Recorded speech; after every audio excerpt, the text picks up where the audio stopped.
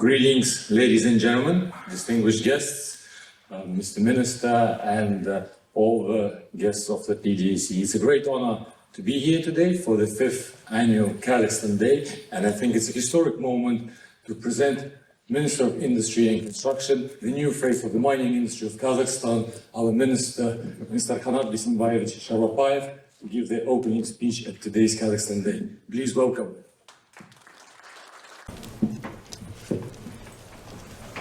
Good afternoon, ladies and gentlemen. Very exciting to be here.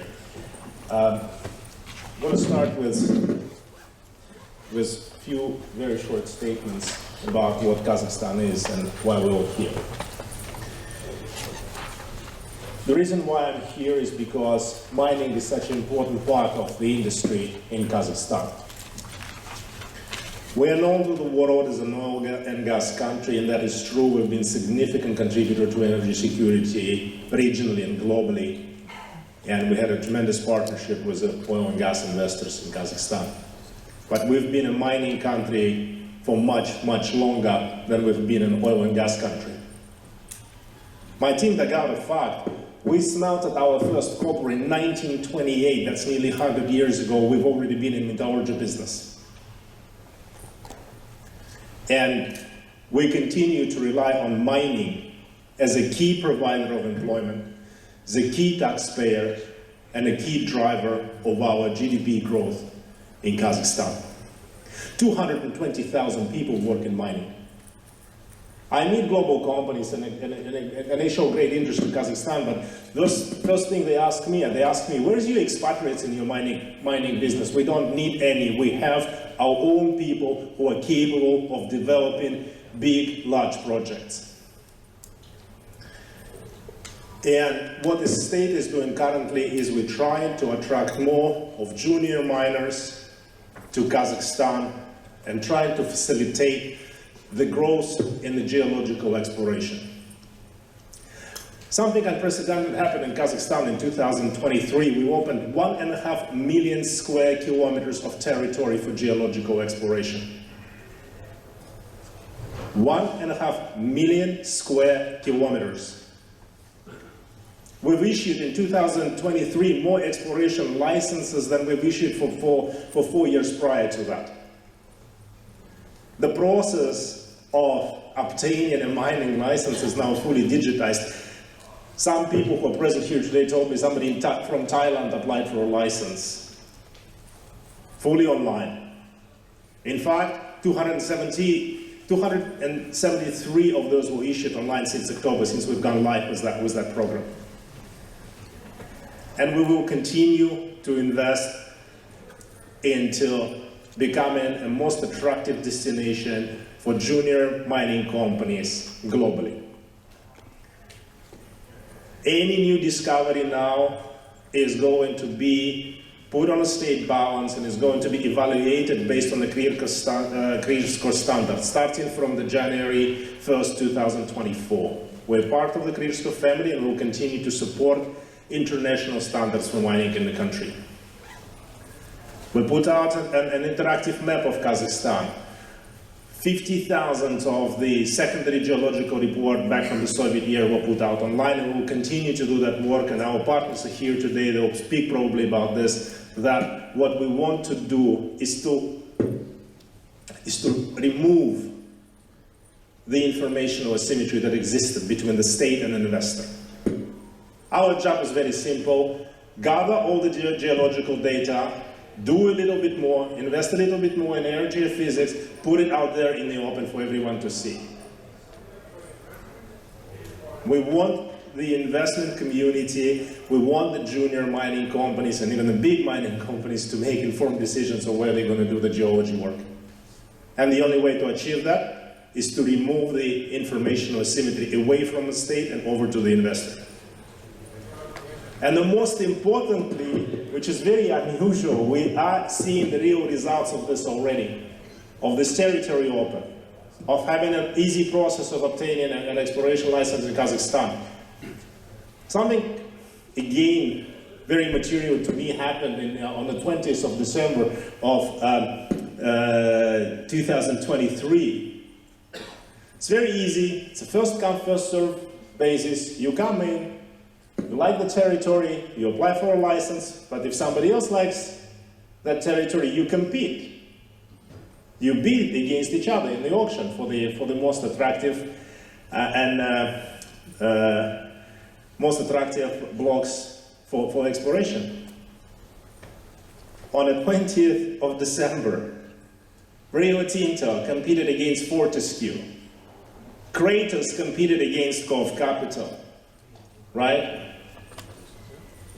Aras, backed by Tech, is in the country competing for the licenses. BHP, through their program, funded not one, two junior mining companies to be in Kazakhstan. And all that happened back in 2023 and earlier, and people are starting to recognize Kazakhstan as a primary destination for mining. And I think fundamentally that's what our job is. It is easy to find in the world places where the geology is good. There's no shortage of places where you can find copper, silver, zinc, gold. But combination of right geology with the right mining code, with the right level of infrastructure, with the right level of soft infrastructure, when it's easy to register companies, very few and far between. It's basically Kazakhstan right now in a perfect spot where we have a great jurisdiction with great geology. And there are very few places like this in the world these days. And we're seeing the results of that. When combination of right geology, all of you use this term. I haven't heard this until I came to PDAC. You say you hunt for elephants where the elephants were found before. Kazakhstan's got elephants. Bakarchik, Boshakov, all the names with the big mining promise. They're already there, and it's the 9th largest territory in the world. There is a big potential that somebody will find something. And judging by the latest press releases from the junior miners operating in the country already, I think it's already happening. I think you started to find something. We've reached a big number. Private investment into geology, we haven't seen 2023 numbers, it's only 2022 numbers we're talking about now. Over $250 million went into private geology. Private exploration spent $250 million in Kazakhstan in 2022. I have an example, a small country in Latin America, it's called Ecuador. They went from $250 million to $1 billion in a matter of years. And that's exactly what I'm hoping will happen in Kazakhstan because of your interest to the country. I had a roundtable with the big businesses from Canada this morning. The who is who of the mining world was at the table because they're interested in Kazakhstan, and we would like to see the investment in exploration growing to the levels of Ecuador or even bigger. And we are hoping that you will all contribute to this. And the reason why I'm here, I'm talking to junior miners and the big miners, but mostly I'm talking to junior miners because 40% of global discoveries are done by junior mining companies. You have better chances. Simple as that. It's a numbers game. The more of you are there, the better we create conditions for you, the bigger the chances for the big discovery in Kazakhstan. And we will continue our work. We'll make processes easier. Of course, there is a question, for example, I don't know, of insurance payments that you need to pay 5 years in front. We'll be addressing that. Those of you who are familiar with Kazakhstan know what I'm talking about, but the idea is that we will try to make the environment work. And that's my only job, is to make the environment work. The rest is you. You will be out there. You'll be out there in the field, and God knows what kind of weather and what kind of conditions, looking for something big, and I think we're going to have something big found in Kazakhstan very soon. I mentioned this to Rio Tinto the other day. I said, geology is a science of belief. And I believe that there is something in Kazakhstan that we're going to find very soon. But we can't do it on our own. We need you. And that's why we're trying to create conditions. So, first of all, I am extremely pleased that this room is packed, standing people in the back of the room here. I'd like to thank you for the interest in Kazakhstan. And most importantly, I wish you luck in your work, because your luck is good for my country. You finding something is good for my country.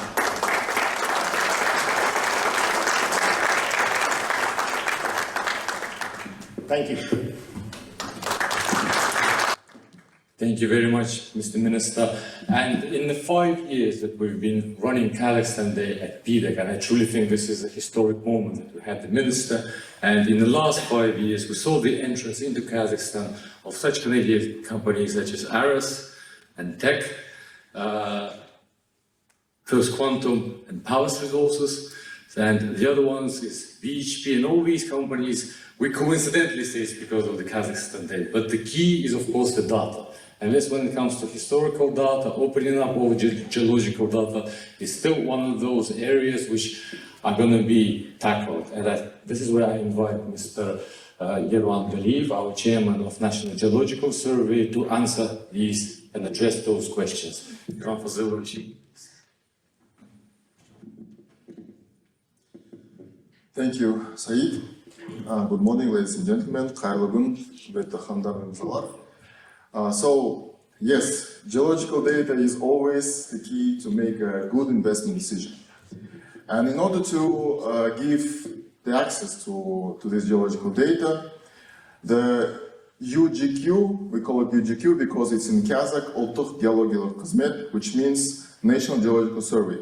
It was created in 2022 by the presidential decree with the main goal to be the service provider for the geological information and to be the service provider for attracting the investments. And we do those two things. First, everything connected to information, storing, collecting, providing it to the investors, and the second, to create the favorable investment climate. We do not only solid minerals, we also do the hydrocarbons in Kazakhstan, we do the common minerals, as they say, the salt, the granite, etc. And we also do the geohazards and groundwater. So the geodata will be provided to for now it's provided just from the office of UGQ. But our vision is that it should be provided by the online platform, which is called minerals.gov.kz. This online platform is currently already in the production phase. But it still has some tweaking that is being done. And the geological information has been uploaded to the platform, but it's still not available to download because there is some technical procedures and also the acquiring process, which have to be dealt with the banking system.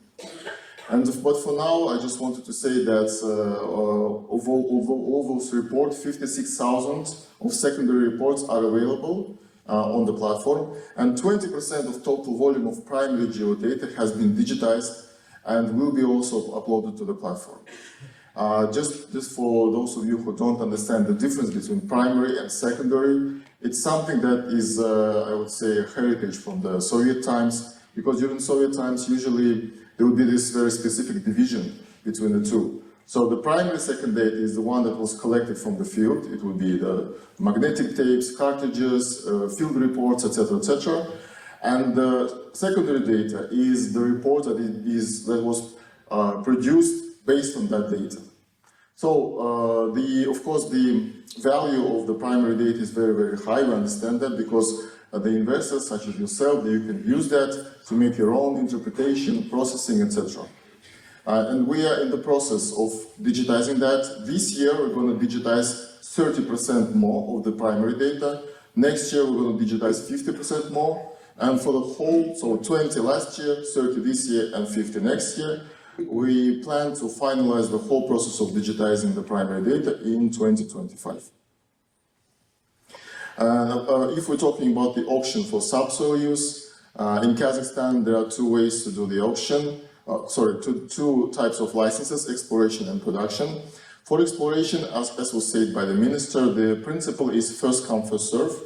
But if there are two or more companies competing for the same block, there would be an auction for this block, for these companies. But if there was some kind of discovery done during Soviet times, if there was already some exploration done, then it would be considered as the license for the production. And in this case, there would be only the auction available.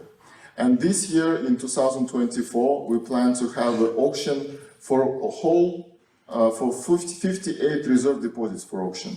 And it includes different commodities. It includes gold, copper, tungsten, zinc, quartzites, graphites, etc., etc.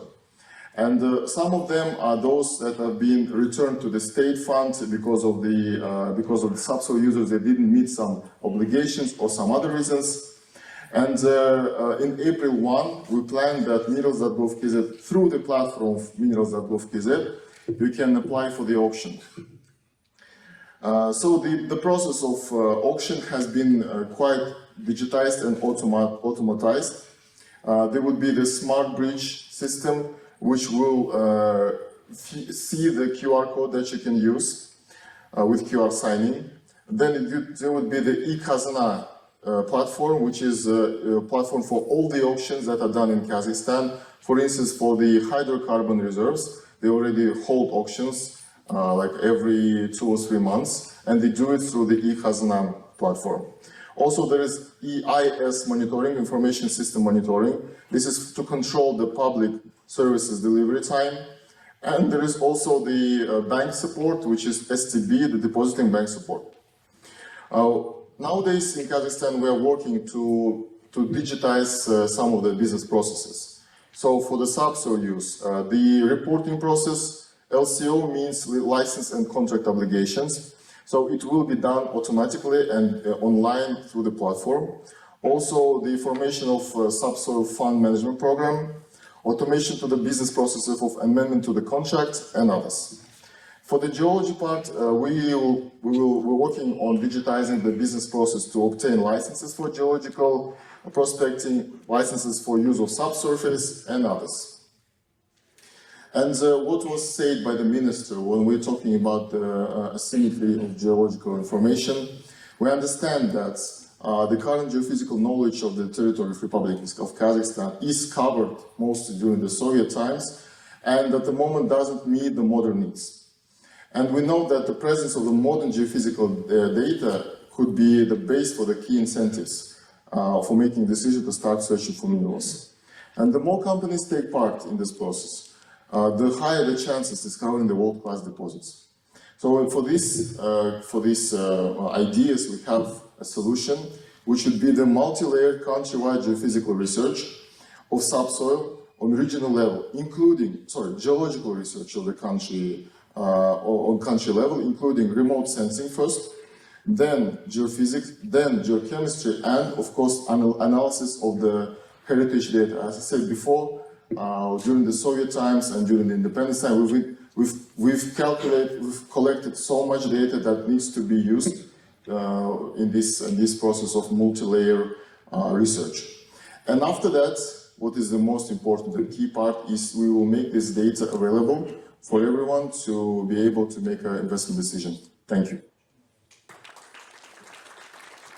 Thank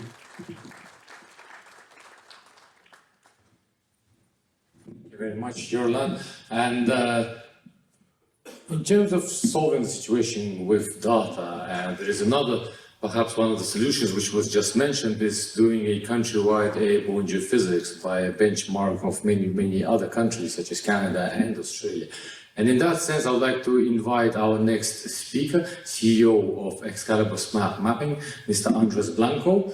Not so long ago, he did meet with the Prime Minister of Kazakhstan, and this idea is being supported by the government. So Mr. Andres Blanco would like to share his potential pilot project, perhaps, in Kazakhstan this year. Good afternoon, everyone. Thank you for the organizers for inviting us. I guess this is a green button. Okay. The reason why we're here is because in November, we signed an agreement, an MOU with the Geological Survey to cooperate with the Geological Survey and the Ministry in promoting the knowledge, or strategic knowledge of the data, the natural resources data in the country, and cooperating in attracting the best and world-class investors and financiers. Just to give you an example, these are, I don't know why the rest of the world is not here, but these are the countries where we are currently working partially or totally in mapping the countries. So it goes from US and Canada here, where we're doing partial work, or Australia. And then there's another countries where we're mapping totally, like Congo DRC, or Nigeria, we did Sierra Leone, many countries that are in the dark red that's been flowing already in the past. I don't know why it doesn't say the map here to the presentation. But anyway, just to give you an idea of where we have presence. So we are a company with a decentralized strategy, which means that we develop local branches, operational companies in the countries where we operate or in the regions where we operate. So we don't just get all the knowledge in one particular country and we export over there, but we give a lot of importance to the local content. And as you will see, we have, and you have seen the map, we have a company in Kazakhstan, and we will explain to you how important it is for us to transfer knowledge to the country.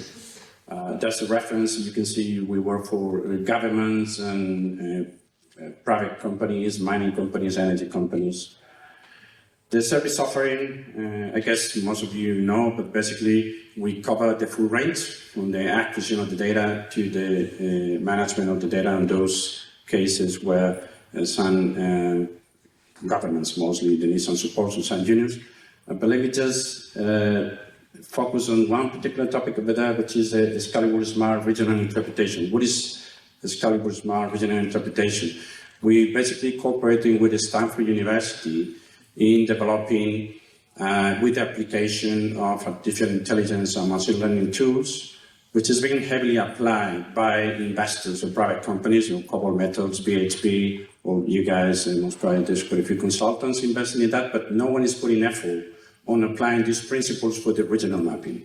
And that's where we focus on our efforts together with Stanford University in leveraging the data around the world and the history of many years exploring to get the intelligence on the development, the natural resources development around the world, and get important information that is transferred to the particular mapping of the region that we are mapping, in this case, Kazakhstan. As far as we know, this is unique, and we will have the first release of this solution end of 2025, and will be actually applied here in Kazakhstan. We cover the full range of technologies and the regional mapping and detailed exploration or detailed mapping. The technology is the same. The only thing that varies is the resolution. The governments, obviously, they shouldn't do all the investment that the private company has to do. The idea of the country mapping is to promote and to attract investors. So with the proper information, you will make life easier for the investors to come to the country. And this is basically the objective of the regional country mapping. Now, let's come to the topic of Kazakhstan. As I said before, we have created a company. So far, we have invested in the range of 2.5, a bit more than $2.5 million, and we're planning to invest another $5-6 million in this year, next year, to set up the branch for Central Asia. We have already 7 employees over there, 7 employees that we have, and we're planning to get to 30, 35, depending. And we are transferring knowledge to the local company. That's the local content. And we're transferring technologies, some of them unique around the world that will be available in the region, like the Tempest. And we are also importing our international registered aircraft and modified into Kazakhstan to be operated locally with local pilots and local operators. This hub will take responsibility of not just Kazakhstan, but also provinces, countries around. And the idea is that the aircrafts and the system will be in the country. So it will be local aircraft register, which takes some time. It's not going to be available tomorrow. It's going to be a matter of time, but by next year, most of the aircrafts and helicopters will be local registered and operated and piloted by local team in Kazakhstan. Finally, for us, the people is very important. We have 350 qualified people in the company all over the world, and the same will be developing in Kazakhstan.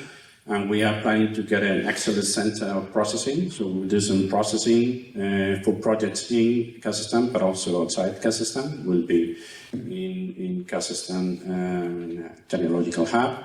We will do interpretation over there. And we will have, as honorable ministers explained before, a local trained people that will operate the advanced equipment that we use and will pilot the aircraft. The minister explained that they're doing efforts in trying to put the legal framework at a competitive level, and also inviting the some issues on insurance and taxes regime. They're working on many things, but what I can say, I can confirm is that there is a strong interest by the government to promote the information in order to facilitate the investors to take decisions in a faster manner, particularly now that critical raw materials and energy transition is putting pressure to everyone. So the more information you have, the easier for the investors to arrive. And obviously, the most investors, the larger number of investors are in the country, the larger is the chance of discovering world-class deposits, which we all believe that in Kazakhstan will be. As an example, we are in Canada. Sorry, we don't have public data, at least that we know on the return on investment. We have them from Australia, and Australia, this is published, it's public information. They did a good study. And basically, in 2021-2022, they invested in the range of 70 million in what we call pre-competitive data. And that generated an investment in exploration over in excess of 5 billion. And then the contribution to the GDP on the exploration is in excess of 70 billion. There's another info in that detailed report, which says that per every dollar invested by the government in different areas in the country, almost continent, due to the size, the return on investment is going to be between $15 and $164, depending on the area, the target, the commodity, indirect and indirect impact on the GDP. And there's another example of the importance of the data. There's many, but another one that we know very well because we mapped the country was Angola. Angola was a country similar to Kazakhstan in the sense that oil and gas, mainly oil, and diamonds. That's for 40 years, you never saw a major mining company over there. And then we mapped the country at the regional, quite regional, a low resolution, much lower than the one that is planned to be in Kazakhstan, which is really world class. And and this is also public. Anglo-American, Ivanhoe Mines, Rio Tinto, they came to explore basically the structures that were mapped for the first time in 40 years, and most probably this is not by chance. Obviously, they also put effort in changing the legal framework. So now coming to the topic that is being here in this process of cooperating with the Geological Survey and the Ministry, it's been defined a plan with a phase, which is to do the regional mapping for the Northern Balkans, plus part of the province of Abay and East Kazakhstan. Altogether, I guess it's around 250,000 square kilometers. And the plan is to get a regional mapping to the same level of information that Australia has, as an example, maybe Canada and some other places. The plan is to get this done in 2024, 2025, and that would be a very, very comprehensive regional data, as I said before, probably world-class compared to others, with a combination of different technologies. The phase one to be done mostly this year and possibly next year is microgravity altogether. And then the second phase is after the interpretation of the high potential structures, more detailed analysis using electromagnetics and gravity geometry, and some filling on marine data. As I said, this package will be at world-class level compared to any country in the world, even the most advanced in terms of information. And that's just the technologies to show you the MicroGrav high-chorus gravity is done with a super high-resolution system, a system that can go 30 meters when the orography allows, 30 meters above ground clearance. And then the Tempest, which is a fixed-wing electromagnetic that's very efficient for regional mapping, it's quite unique. It's the only system in the world that do that. And then Falcon for the filling areas. This is a proof that what the minister said is true. The government is really doing the efforts to attract the most responsible investors, and not just working on the legal framework, but they are investing money to get preliminary data. So all of you and other people that are not here will have a solid basement to analyze the information where to bid or where to invest. Thank you very much.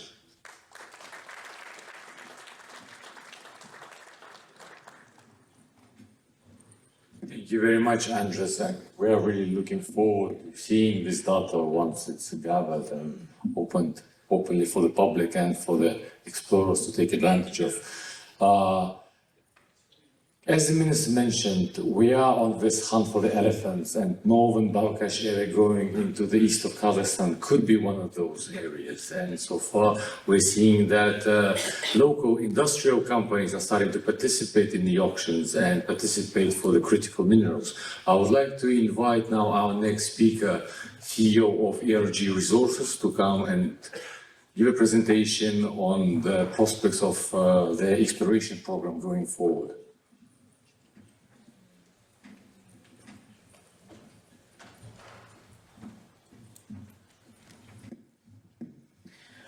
Good day, everyone.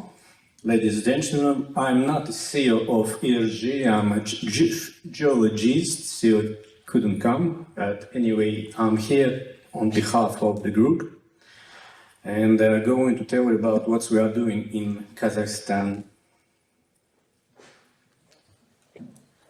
So the group is a global company. It's present around the world in Africa, in Latin America, and of course in Eurasia. It was originated from Kazakhstan in 90s, so 30 years today. So we continue growing, and it's a highly integrated company. It's not only in mining and processing, but other parts of the business also included, other units for energy supply, logistics, and others. And still, Kazakhstan is the cornerstone of the group. We are presented here with many units of different kinds, as mining processing for chromium, aluminium, iron, magnesium, and other units to supply this production. At one stage, it happens always, we got round of resources, and so it was decided to build an own exploration unit. That's how it happens. The ERG exploration was born in 2019. It's not only to support current production in traditional resources of ERG Group, energy. It's chromium, bauxite, aluminum, and magnesium. But the idea is to diversify the portfolio with other valuable commodities. So you can see copper, gold, moly, zinc, lead, in fact, many others, not only in this list. We started with the 19 mining exploration contracts and licenses transferred to us from mining units. But now we are growing, and here you can see how many assets, how many licenses we got to the moment. Some of them already explored and got out of pipeline. Some are progressed. The achievement to date is 3 valuable resources discovered, and 2 moved to the resource assessment stage. Here we are on the map of Kazakhstan. The key regions for our presence of exploration in Kazakhstan are Aktobe and Kostanay districts. But we are present in central Kazakhstan as well, in Akmala and Karaganda region. What's about the infrastructure? So the office, the project management office is in Astana, in the capital. And in principal regions of our presence, we got 2 geo-hubs to support field operations. Here I would like to step aside of the company advertising to a more common item. What's a challenge any company in Kazakhstan, any exploration company faces in Kazakhstan? So it's the country was very well covered with the exploration in Soviet era, and there are no world-class discoveries since then. Does it mean there's nothing left to us? I don't think so. The reason not about geology, they are different. Because the regular exploration program collapsed together with Soviet Union. And it was time when global tendency of deepening of mineral resources became obvious. The problem that everything outcropped, already discovered, is global. We face it in Kazakhstan as well, and we need to build our exploration programs in this respect carefully. Another overall demonstration of this idea, if you take geological map of Kazakhstan, you can see that almost all mineral resources, just skip sedimentary hosted uranium and oil and gas. So other resources, they are located where basement is outcropped or shallow. Again, it's not the end of the world, and the areas between this outcrop basement, they are not empty, they just underexplored. And to find another tier 1, we need to look on these areas and to look deeper than it was done before. What's we are doing in ERG in this respect? So, of course, we need to develop a comprehensive exploration strategy, taking into account listed items and to revise Soviet heritage and historical data and look wider and deeper. People make business, the geology very depends on competence of personnel, so we do everything we can to develop our geoscientists. Of course, we are in a youth center, and to progress, we have to take advantage of our time and to apply new techniques, advanced techniques, innovations, which emerged last years. So we do.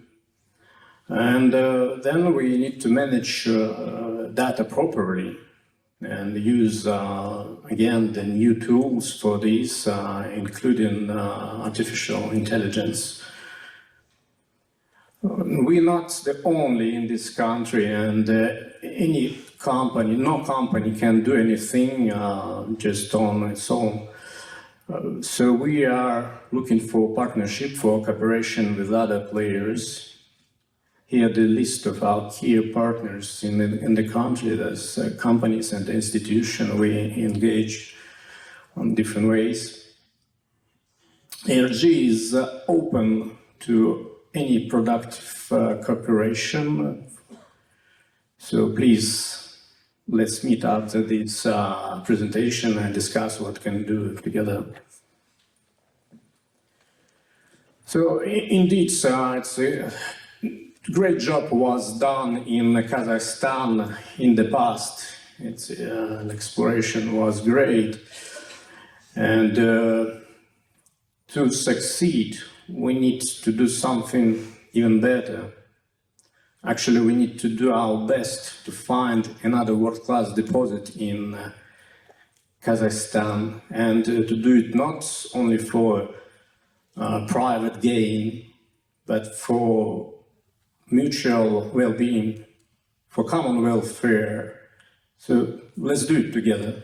Thank you.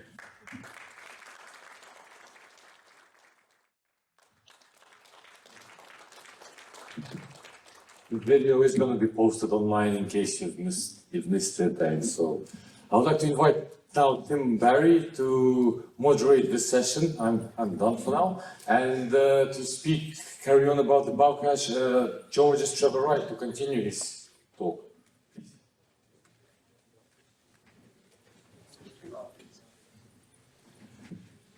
Thanks a lot, Saeed. So the next session is going to focus specifically on the northern Balkash area, which is one of the three great porphyry belts of Kazakhstan. And I think this certainly, as it stands to date, is probably the most productive. So the next speaker is Trevor Wright. He's a fellow New Zealander. And what you're going to see on stage here is 52% of New Zealand's geological community.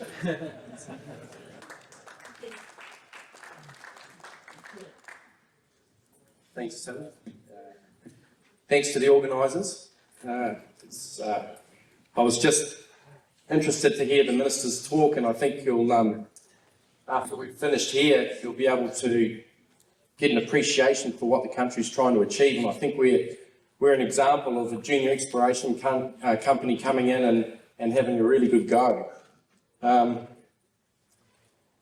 a private company. We're well funded, and we've acquired over the last 12 months a very dominant land position in the North Balkash area. In the video, it glanced on this, but essentially getting into the area is very easy. There's international flights into two main cities of Astana and Almaty, and you can fly in from both directions daily, or if you're not feeling keen, you can drive. And there's 4-lane highways in both directions from Astana to Almaty. We've picked up a fairly substantial land package, 50 kilometres one way by about 40 kilometres the other, and it's fair to say it's the dominant land package in the region. If you look at it on a regional setting, this is us down here in the corner, and these triangles represent 13 other porphyry deposits in the region. 3 mines are in production. 2 of them are either right on our shoulder or we completely surround, which is the Borley deposit. In the region to date, 20 million tonnes of contained copper has been defined. And if we take a closer look at our area, as I was saying, we surround the Borley deposit, 250 million tonnes at 0.3 copper, and the Conrad mine is just on the side of where we are, and globally significant, 800 million tonnes at 0.62 copper and 0.1 gold. So we're in a very, very good jurisdiction with demonstrated credentials. What we've focused on is, it appears to us as there's a northwest lineation, and where the known deposits are in our area, and so we've staked the greater part of that area along that northwest corridor there. In terms of infrastructure, we're in an area where the infrastructure's already been established. What that means is we don't need to find the absolute tier 1 highest grade deposit there is, because we don't need to pay for all of this infrastructure to be put in place should we find a deposit. It's already sitting there. Very unique, actually. So if we look at where the two deposits are, we're 25 kilometres away from a mining town. It's got a very highly skilled workforce. We're able to tap into that, so we don't need to bring in a whole bunch of expatriates. There's a heavy railway network that services the area, 220 kilovolt lines, so we've got power in, and paved road access. And most importantly of all, there's a thumping great copper smelter sitting right next to us. This is the size of it, it's significant. The railway is also very large, big power lines, a nice sunset over Balcash, and there's a good museum if you decide to visit the place. Okay, so why have we picked up this ground? We've picked this up because we believe there's a cluster of porphyry deposits that are underexplored, haven't really been defined, and there's enough smoke around to make us very interested. Again, there's the two deposits for reference. And this is some hyperspec data which signifies phyllic alteration. Phyllic alteration, if you're not a geologist, is sort of the alteration that generally surrounds or falls in on top of a porphyry deposit. Argillic alteration, so it's the clay alteration that you usually find around the tops of these things, and silica alteration or silica cap. So when we put all of that together, this is what it looks like. And if you take notice of the Conrad down there, it's got red, blue and yellow, and that's what we're looking for in other places here. And we've defined a whole suite of these things through the area, and we've also run some early stage soils through here, and we're seeing copper mineralisation leaking up through here. What that means is, in the early stages of these systems, when they develop these silica caps and the very acidic fluids, it pretty much destroys everything. And what we're looking for is we're looking for the later stage mineralisation. That's the later stage fluids, which generally associated with the mineralisation. And the fact that we're starting to see signs of that leaking up through here is a really good start. Okay, so the targets, we've gone out on a limb. They're all named after high quality French champagne companies. And here they are. Cool. So I'll go into Conrad as a proxy for what we're looking for, as an analogy. This is the location of the mine. This is the alteration halo associated with it, some 15 kilometres. Here's the hyperspec data sitting over the top of it. Again, you can see where there's the silica zone, the phyllic around it, and also with argillic alteration, all sitting there. So it's a very good proxy and a good starting point for us to start moving on with.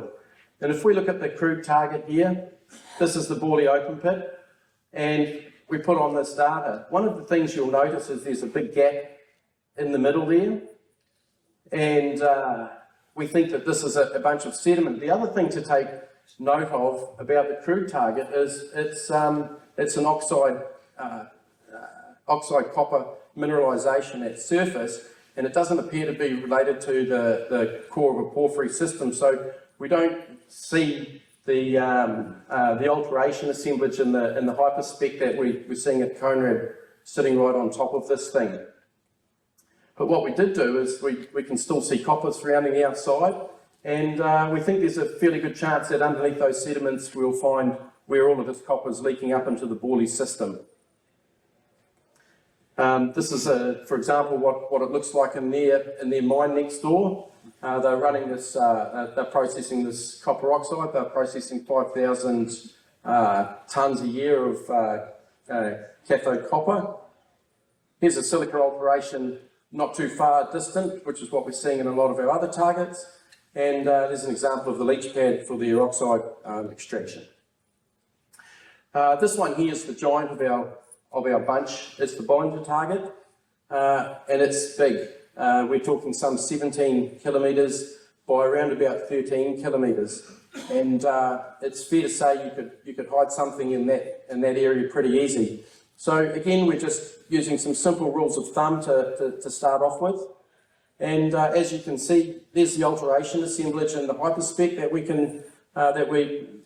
can determine. And so we're going to be running saws straight over the top of that to start constraining that a bit better. This is the soils that we put into it. Again, we're seeing them leaking up in there. And the Bollinger target, the Soviet times, they did some trenching. They were able to get significant gold and copper out of those trenches. We're seeing porphyry veining at surface. I think this is probably an earlier stage of the event because you've got the lithocap parking on top of it. So we're already seeing early evidence of multi-phase systems. Again, a key component of a fertile porphyry deposit. And we've got different types of characteristics going on with the rocks. Here's a big breccia or pebble-dike. And you can see what this lithocap looks like, full of hematite and clay. The Vervet target, again, there's same thing as we're seeing at Conrad, except we've got two of them here. The other thing we're seeing here is genuine silica caps, and we're starting to see buggy silica. We're seeing examples of massive silica with sulfides, and within and on the margins of this alteration, these alteration zones. So what that says to us is, even looking at those rocks, we then have the opportunity to find high sulfidation gold systems sitting on tops of these porphyry targets. So there's more than just looking for big, high grade or high tonnage, low grade porphyries. We're now in the market for high grade gold. The Soviet work that they did, over the winter time, we've managed to pull a lot of that data to see, is this looking like it's going in the right direction? There's our targets. And I'll just quickly run through. There's the crude target sitting around in there around the Borley mine. There's the Bollinger. The key things to see here is the copper is up to 0.3, gold up to 3 grams per tonne. Vervet copper 0.6, gold to 0.5. Dom Perignon, copper up to 0.1 and gold to 5. And again, and on it goes. And what you'll notice here is this brute target up the top, you'll see gold up to 12 grams. So when we start seeing these higher numbers of gold, this is really starting to enhance the high sulfidation gold story on top of the porphyry copper gold, which is possibly sitting underneath. That's the presentation, guys. So you probably won't hear much from us. We're private, but hopefully there'll be some news coming out soon. Should we make a significant discovery?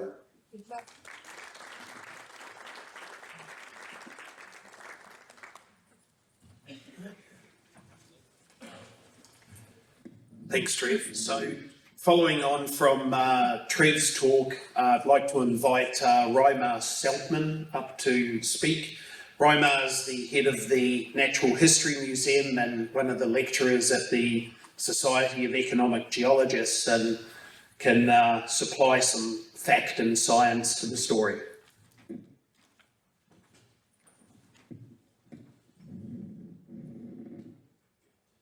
Okay, good afternoon, everybody. I appreciate Aurora's invitation to speak about geology of the Balkhash segment, which I consider, and many of us, as a commodity basket for energy transition metals. So we will focus on the region in the cross. And I also should mention that this talk is my first contribution as SEG Regional Vice President Lecture 2024. So thanks again also to Aurora to invite me. And so, under the umbrella of the Natural History Museum, I'm the leader or head of CIRCAMS, not the head of the museum, just to correct, not to take credit for others' work. And there's also operating the Loan Group at Imperial College. That's our team and some of our projects. I will not go into much detail. If you are interested in all these background details, please contact me and I can send you a copy of this PowerPoint presentation. When we hear about Balkhash segment, or pre-Balkhash in Soviet Russian language, what is in the name?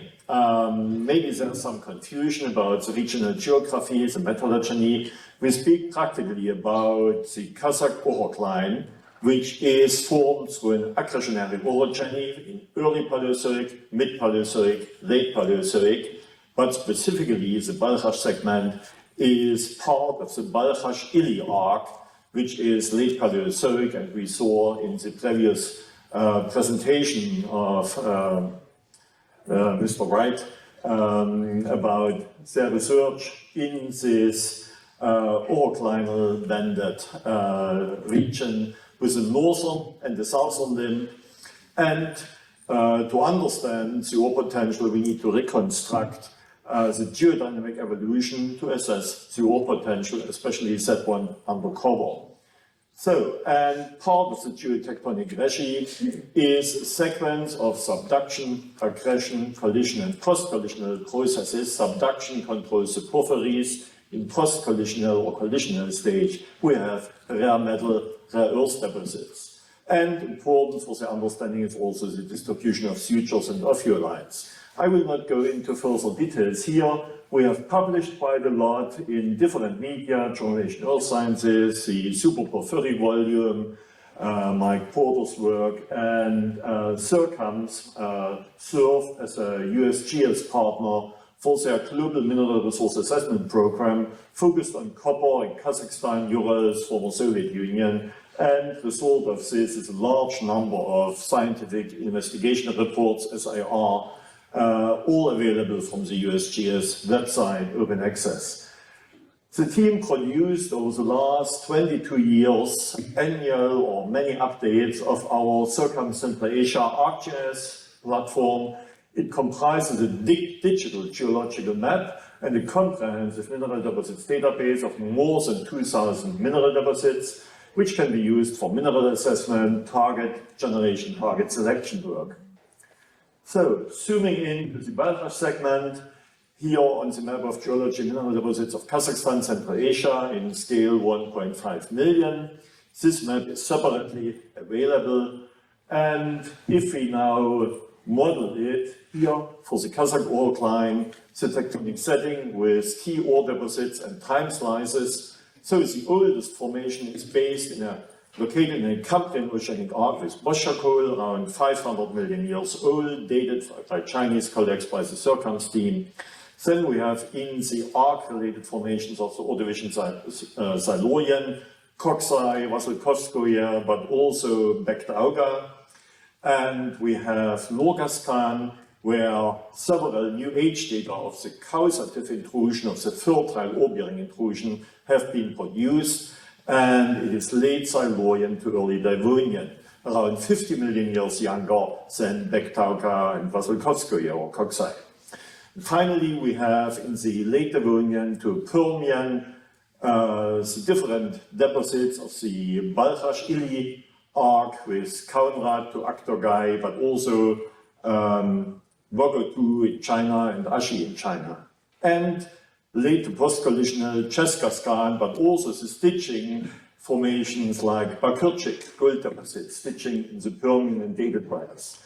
A few words about Kaunrad. It's situated in the late Carboniferous arc-related Balkhash-Ili arc, and the giant Kanat deposit is linked to calc-alkaline giant copper-gold porphyry. Flat subduction can be reconstructed, and the porphyry copper deposit trend is situated in a dilatational jog, similar actually to the Oyu-Tolgoi trend, in the northwest-southeast direction, and age data center around 325 million years, uranium that zircon age data, multi-ring osmium data. In contrast, we have East Kanat, which is an alkaline, potassium-rich tungsten multiporphyry with fluorine and a lot of rare metals, including beryllium. It's related to a more steep subduction until slab break-off, and this is similar actually to Haruga, south of Oyu-Tolgoi. So, and the age is around 300 million years, uranium lead zircon, and we have also confirming uranium osmium multi-ages. So, very important is this historic, wonderful map of secondary quartzite distribution of Kazakhstan. 1 to 5 million. If you digitize it, you can find a lot of the targets of leached silica caps, but this map is also a mixed shot. It shows quartzites of metamorphic or regolite origin, silicites of all kind, with and without mineralization. But for porphyry copper exploration, we focus on silica caps or advanced argillic alteration. So if you have, in addition to the quartzites, covellite, azurite, malachite, and so on, then you are at the right place and potentially have a drill target. So a lot of this we saw in the previous presentation. I will browse quickly through. This is from the Aster alteration mineral spectra mapping of USGS. The reports where SOCAMs contributed and where philic, argillic, and silicic alteration have been identified in their contours, and so is married targeted exploration by trenching and drilling and further studies. So, in the USGS cooperation, we delineated targets for the copper assessment, and many tracts have been defined. All this is open access on USGS website. Here as examples, the eastern track of Balkhash-Ili magmatic arc. Here, the north and northeast trends, which have been delineated in the contour of magmatic arc, outcrops, and alteration images. And here is the northwestern and western part. And here, all the deposits plotted on the magnetic map and on the gravity anomaly map. So, here, my colleague Robert Armstrong created this in the Circumsaltaids project. We have an expert-driven and GIS-driven approach for central Kazakhstan. You see the state boundary, Lake Balkhash. These are all the deposits and occurrences from our GIS database. Now, question is, what is the explanation for this distribution? And the answer is, the deposits outcropping, but we also have a large number of areas where we have significant sedimentary cover.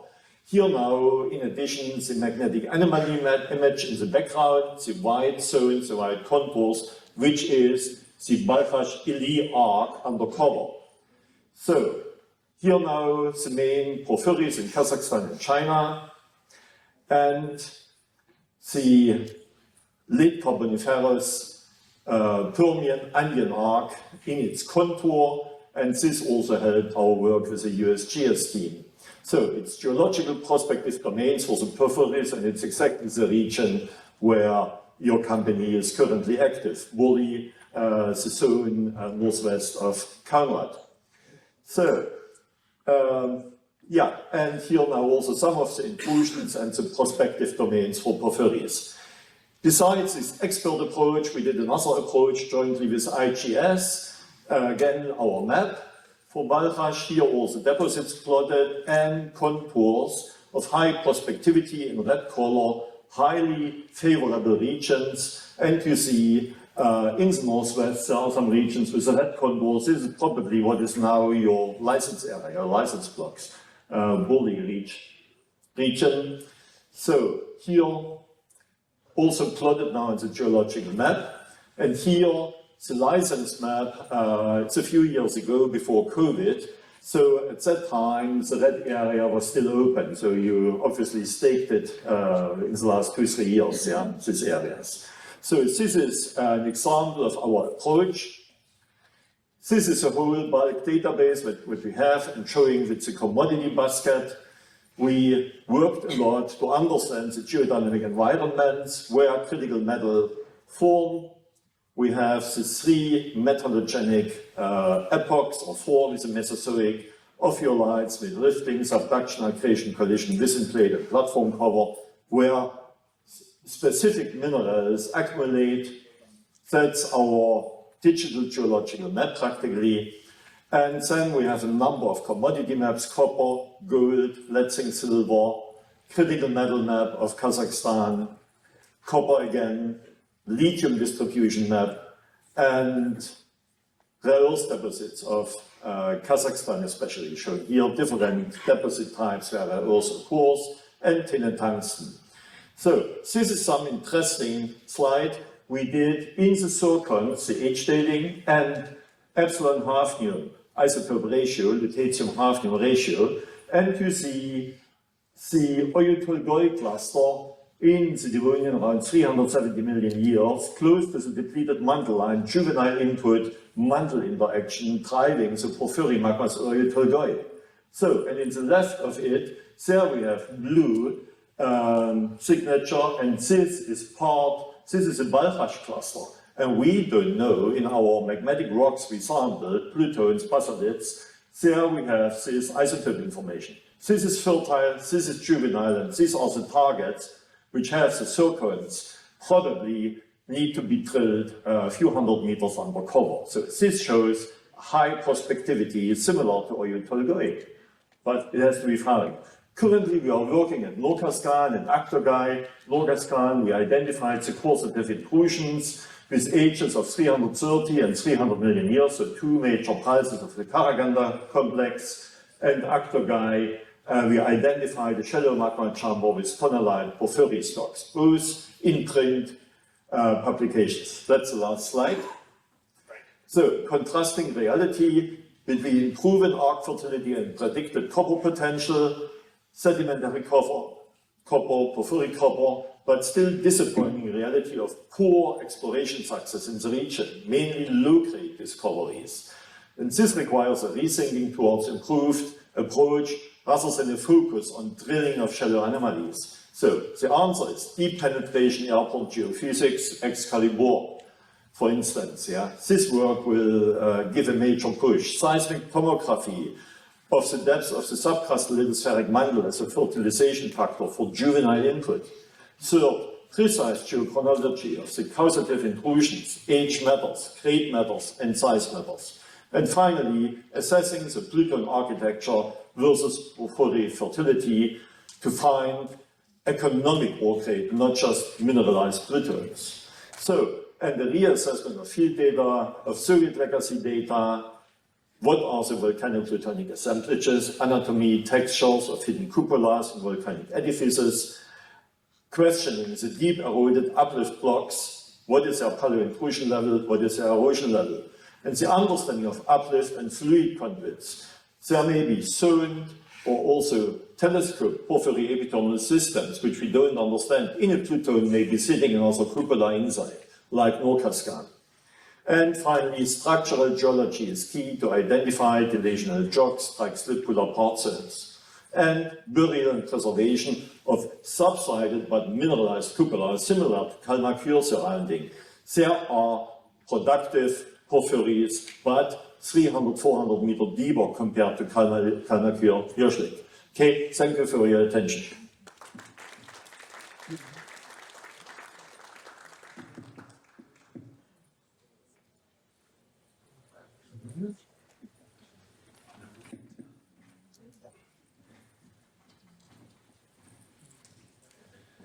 Thank you very much, Roman. Next to the stage, I'd like to call a young and upcoming geologist, Marina Bergina, to talk about the Khmer deposit also in northern Balkhash.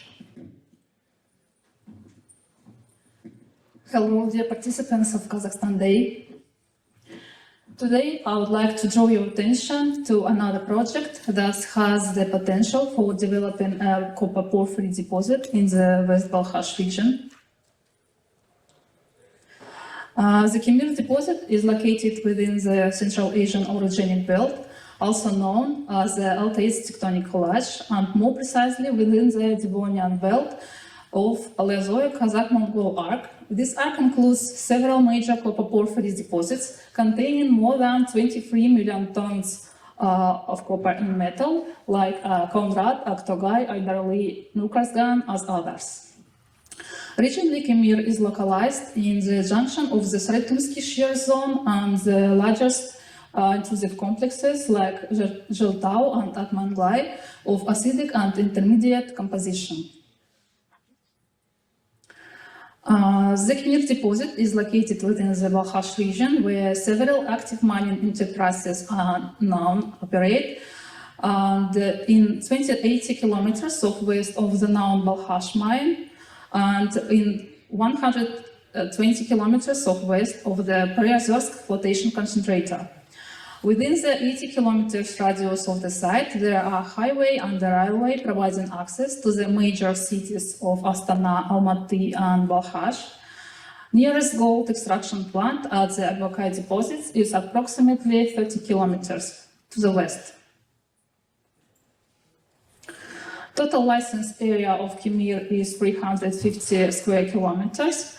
Their copper mineral occurrences is localized in the nearest part of the licensed area, within the Atmanglai massif, penetrated by small intrusions of porphyritic granodiorites, which are the upper parts of a deeper, larger body with complex morphology. On the surface, they extend along tectonically weakened zones and underwent intense hydrothermal alterations of quartz-sericite and quartz-tourmaline composition, which are associated with copper mineralization. Length of now mineralization zone is over 4 kilometers. The Khmer ore occurrence was identified in the 1980s. The earlier 1980s, the ore occurrences was studied through geological surveys, trenching, and 10,000 linear meters of drilling along profiles approximately every 200 meters. The average copper content at the ore occurrences was assessed in that time to be over 1.19%. In the years of 2020 and 2023, modern exploration works, including magnetic survey, IP survey, as well as 18,000 linear meters of diamond core drilling were conducted to verify and define the mineralization characteristics and potential drilling targets. As a result of modern exploration, region areas were identified, which average copper content reaching up to 1.3% in some ores intersects. Overall, the copper content levels based on modern data was estimated to be on average 0.2% higher than according to historical data, indicating the poor quality of historical drilling and low copper recovery. The copper mineralization is localized in the intercontact zone on porphyritic granodiorites and closely associated with the quartz-sericite and quartz-tourmaline alteration zones. It has a vein inclusion type, and it's also developed in explosive hydrothermal breccias forming bodies of funnel-shaped and vein-shaped forms with tourmaline and quartz cement. According to the result of phase analysis, the oxidation zone extends to an average depth of 20 meters, and the majority of mineralization is represented by primary ores, basically. Based on preliminary metallurgical tests conducted in Kazakhstan, these ores can be enriched using the flotation method with predicted copper recovery in the concentrate ranging from 75 to 88%, and copper content in the concentrate ranging from 10 to 25%, and silver content up to 155 grams per ton. The geological potential of the Khmer ore occurrence was estimated at 187,000 tons of copper with a cut-off grade of 0.1% and to an average depth of 350 meters. Additionally, resources of bismuth, 2,000 tons, molybdenum, 2,500 tons, gold, 2.9 tons, and silver, 187 tons, were assessed as co-products of copper ore. Below 350 meters depth, there is a potential for resource growth. The project on the exploration stage, the resource potential was evaluated using frame modeling methods. However, the assessment of mineral resources according to JORC code has not been conducted to date. We plan to finish some additional exploration work. IP survey included 6 deep profiles with exploration depth exceeding 1 kilometer. The depth anomaly of polarization coincides especially with the location of porphyritic granite diorites carrying copper molybdenum mineralization. As a result of drilling drip hole, mineralization was identified at a depth of 800 meters with a thickness of up to 85 meters and grades of up to 1.6%, on average 0.2. As for today, not all exploration targets have been assessed. In 2024, we also plan to cover the entire area with soil sampling and aimed at identifying new promising areas for copper, gold, and rare metals. In the southern part of the region, small occurrences of beryllium, tungsten are known. In the northern part of the Khmer license, there is also potential gold-bearing area determined by the composition of its geological formations, exhibiting a high level of similarity to the highly prospective Akbakai ore field, including several gold deposits containing over 4 million ounces of gold. There are bodies of these deposits consist mainly of gold-bearing quartz veins with an average thickness of about 2 meters. The exploration target of the Khmer ore-bearing region is estimated at 2.3 million tons of copper, according to opinion of predecessors who conducted geological studies of the region. Thus, to assess the prospects of this area for identifying new copper ore occurrences, it's planned to conduct surface geochemical sampling program. 2 minutes. Okay, we invite you to visit the core storage in city of Almaty and the actual site, as well as to study geological materials. We are open to new proposals and collaboration for the further implementation of this project. For further discussion regarding the Khmer project implementation, we invite you to visit our booth company, number 2905 of Investor Exchange. Thank you very much for your attention.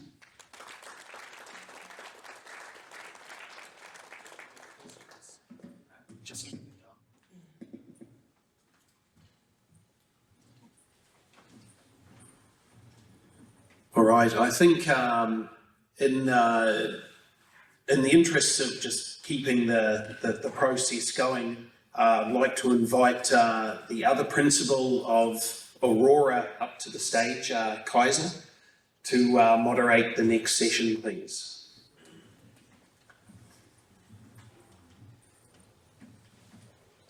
Or maybe Saeed.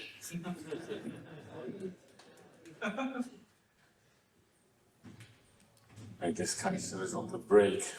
So if there are any question and answer that you have, maybe now is the time to have that Q&A. Q&A perhaps targeted at the National Geological Survey or to RAMA, or perhaps to Trevor Wright in terms of the lakeside opportunity. So if there are any questions, please raise your hands, introduce yourself. And yes, David, please. I had a question about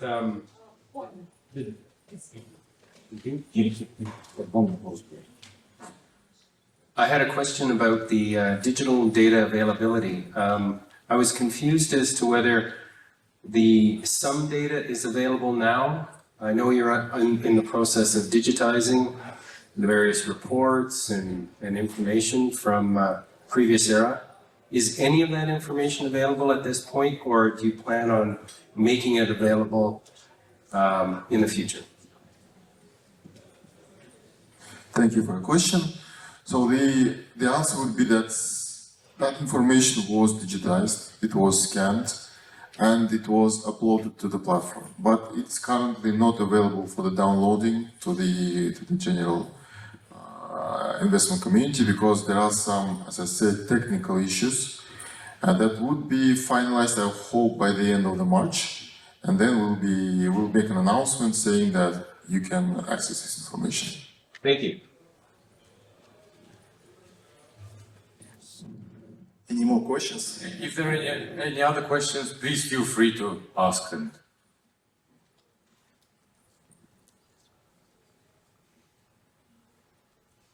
Okay, so I think we can pass to our last session, but not least. But one is, I think it's it will be next interesting session with different mining companies operating in Kazakhstan, from junior miners and to the large mining companies. And my pleasure to introduce the first speaker. I think the best fan of the Kazakhstan is CEO of Aras Minerals, Tim Berry. Tim, please.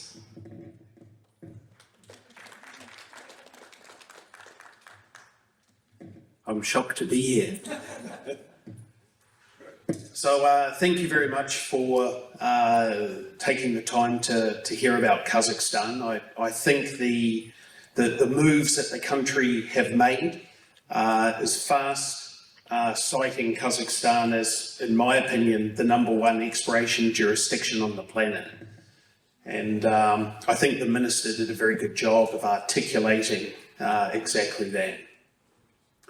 So this is a map of Kazakhstan, and these are the main cities that I think exist around the copper potential. And these are the known copper deposits in the country.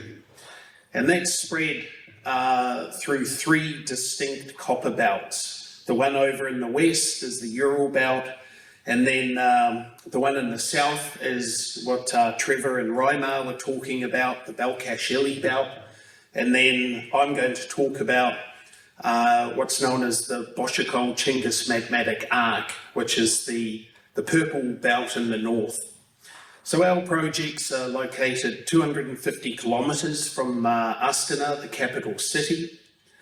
And there's 3 known porphyries in this belt. 2 are in production, and we've got the 3rd known as Muskoga. But as you'll see, there's definitely a whole lot more potential to this area. Now, there's actually a staking rush going on in Kazakhstan right now. This was the mineral claims as of April 2023. 71,000 square kilometres of ground. That's bigger than 100 countries in the world of ground that had been staked. Fast forward to the 24th of January actually it should be 2024, there's been over 100,000 square kilometres of ground that has been staked. So in the space of less than a year, 25,000 square kilometres of ground has been staked for mineral exploration. That's bigger than 124 countries in the world. And then this is the contracts in the area, the historical mining contracts. So as you can see, there's more and more money and more opportunity coming into Kazakhstan to start looking for minerals. So when we entered the country back in 2021, this was our licence area. It was a 67 square kilometre contract called Muskoga. Since we've been in the country, we've staked an additional 3,300 square kilometres of ground. The areas that I highlight in red are projects that we own and control 100% of. And then the areas in yellow are a recently announced deal we have done with Teck Resources, one of Canada's largest mining companies and the main sponsor of this conference. In terms of infrastructure, if we take a look at Muskoka, it's second to none. And as Trev pointed out, what infrastructure does for us is it means we don't have to find the world-class tier 1 deposit, albeit we would like to, and we think that we have that potential. But it allows us to make a discovery and feasibly put it into production with the kind of infrastructure we have. So this is our Muskoka deposit. This is the 5th largest coal mine in the world. And this is where we have our main office in the town of Ekibastuz. We're 50 kilometres from the project. These are the paved roads in the area. This is the heavy rail, and we're 22 kilometres from the heavy rail. And then this is the power infrastructure.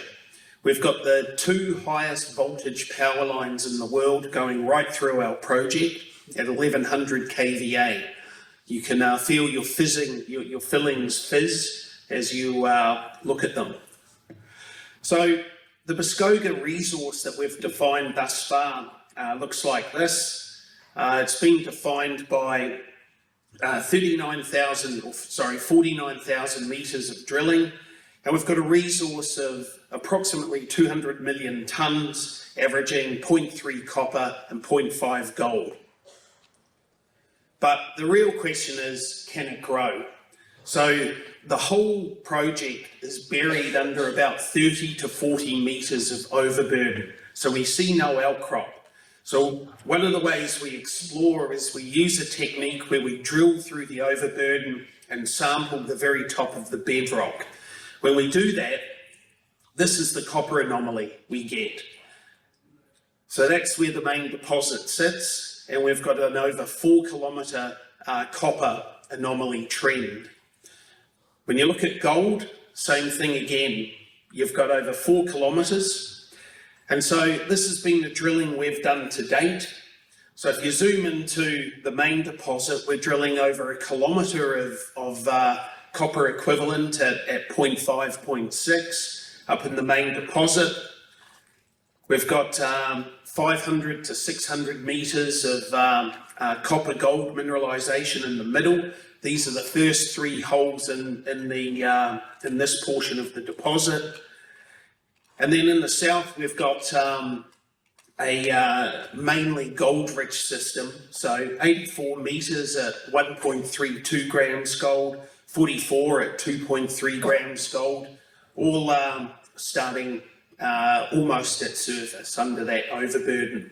So to answer the very simple question, can Muskoka get bigger from the 200 million tonnes we currently have? I think the question is absolutely. So if you look at it in cross-section, Muskoka is basically a very high-grade cigar-shaped plug that we've now chased down to over 900 metres depth, and that's open. Now, what sort of shows it's open is when you look at our block model, you can see this is ore grading at greater than 0.8 copper. So there's no question it keeps going to depth as well as laterally, which our KGK drilling shows. Now I'm going to show you another couple of porphyry prospects we've got. This one, the Alamus license, looks like this. That's the town of Ekibastuz, our main office. We've just made a new license application, and check out this infrastructure. That's rail, that's power, that's road. Again, just speaking to how well developed this area is. So we spent last summer focused on soil sampling the area, and if we zoom into that area there, here's the anomaly we picked up. That's our copper anomaly. Give you an idea of scale, that's almost 9 kilometres long. This is the associated molybdenum anomaly. That's 2 kilometres by 3 kilometres in area. And then this is the arsenic. And we think the arsenic is representing an intact epithermal system in addition to the porphyry system that we have here. Now, well, and the beauty is we're now alteration mapping with soils. Now, the beauty of what we've found at Alamis is it's been drilled historically. So one area here called Quartzite hit 143 metres at 0.71 gold, 0.42 copper starting at surface.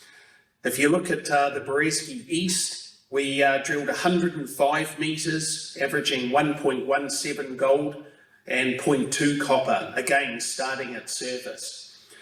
There's 5 kilometres between those two areas, and basically the rest of it hasn't been drilled. We believe this is going to be one of the best, newest discoveries coming out of Kazakhstan in the not too distant future. I'll take you to the Boshikol area. So that's the Boshikol mine, that's a 1 billion tonne porphyry. That's our office Ekibastus. That's rail, power, road, again, infrastructure off the charts good. And if we zoom into this area, the red is our license area. That's the Boshikol mine. And we found an old Soviet IP survey that corresponds precisely with the Boshikol mine. So that's the mine, that's the IP survey. That's probably a 3 billion tonne porphyry that you're looking at there. And obviously there's a nice northeast-southwest trend. The big question is what happens up here? Well, I'll show you what happens up here. It goes undercover. And for whatever reason, they didn't continue to look undercover. So we think there's a real opportunity to find that Boshikol extension going to the northeast. Now, the last thing is, we'll just zoom in on the Boshikol deposit again. That's the mine to 2054. That's got 1.1 billion tonnes of reserves. And again, that's the IP anomaly. This is what I mean when I say we think this is probably a 3 to 4 billion tonne porphyry at the end of the day. That's rare to find. However, there's another IP anomaly that we've identified in the area. This was done by the Soviets. That's the Boshikol mine IP. And up here we've got the Tay IP anomaly. That's 28 kilometres to the north. If you compare them, you can see in terms of size and intensity, they're largely similar. So this is what the Tay IP anomaly looks like. If I just highlight the core of the chargeability high, and then I overlay it with the mag, what you can see is you've got a magnetite destruction zone that corresponds precisely with your chargeability high. And so what that's speaking to is a hydrothermal system that is probably depositing sulfide mineralisation. And this is big. This is 6 kilometres long, and we don't know the extent of this IP anomaly as we go east. So we think this is another potential porphyry target. I'll finish off by just pointing out we've got a 500 kilometre belt of the Boshikol Chingis magmatic arc. In that 500 kilometres, if you compare it to other similar sized belts, in Chile you can hide 25 porphyries, in Arizona, Mexico you can hide 37, Peru and Ecuador 22. Right now there's 3 known porphyries in the Boshikol Chingis belt. The question is, are there more? Well, this is our licence area. Right now we've got 7 bona fide legitimate porphyry targets we're chasing up, just showing you 3 of them. We've got a whole bunch of gold targets in addition, which are related epithermal systems. And then we've got some nickel targets, which about 6 months ago used to be worth mentioning. The last thing I'll say is there's a chamber of mines that has recently started up in Kazakhstan. I encourage you all to go to the website. That's got a summary of the mining law. It's got a list of providers in Kazakhstan, and it's got other very useful information, I think, for anyone entering Kazakhstan or even for someone operating in Kazakhstan.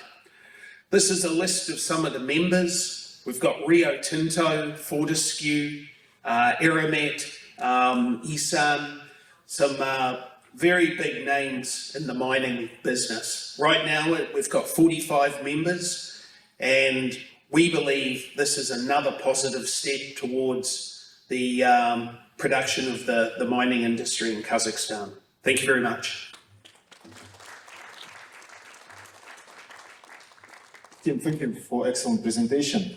The next speaker is like pure classic mining junior company in Kazakhstan. He's actually the neighbor of Aras Minerals and has like a copper concentrate production with the highly potential exploration license around the pit. Ермек Жанасов, CEO of the Yertai company.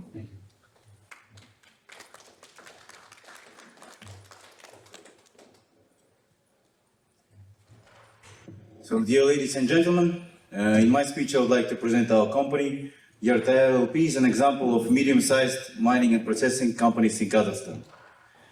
Yertai is a fully integrated mining company operating in Kazakhstan since its establishment in Almaty in 2001.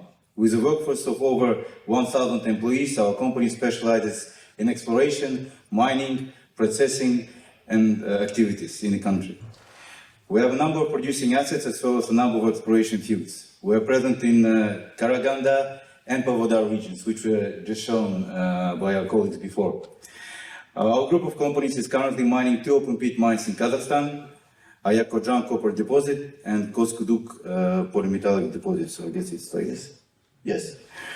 Ayakojan copper deposit, mining rights for which belong to our subsidiary company Fanet Yertai AK Mining, that is 100% owned by us, is located in Pavlodar region of the Republic of Kazakhstan. As Tim rightly pointed out, Kazakhstan is lucky to have very good infrastructure. So distance to the nearest railway station is only 100 kilometers away. To the capital city of Astana, it's 220 kilometers by very good quality roads. But I mean, my colleagues did, Raymar and the team, they did a lot of explanation regarding how much geological potential Kazakhstan has, but this is just a brief introduction for me as well. So, as can be seen on this slide, Paleozoic volcanic belt, known to us as Altai, stretches discontinuously from Mongolia through northern China into central Kazakhstan and contains a number of known porphyry copper deposits, including the giant Oretolgoy deposit in the Gobi Desert of Mongolia, copper porphyry deposit Konrad, which was just heard a lot about, Boshakol and Aktogay in the Republic of Kazakhstan. Our Ayakojan deposit and exploration area where we are conducting exploration works is also located within that belt. We are just between the Boshakol and Aktogay. During the 2020-2023 period in Ayakojan, our exploration areas, we have done in total of 2,500 kilometers of magnetic survey, trenching of 60,000 linear meters, core drilling of more than 35,000 meters, RC drilling of more than 170 linear meters. So this just shows you a topography of 140 hectares. So it shows you that we are not only a mining company, but we also invest a lot of our profit, big share of our profits actually, to increase the resource base for the future. And our territories that we are exploring, we are focusing on all located to the current mining operations. So we know quite a bit about it because we've been mining at it from 2012. And the very interesting thing about it that it's a high grade ore, so above 1% in copper.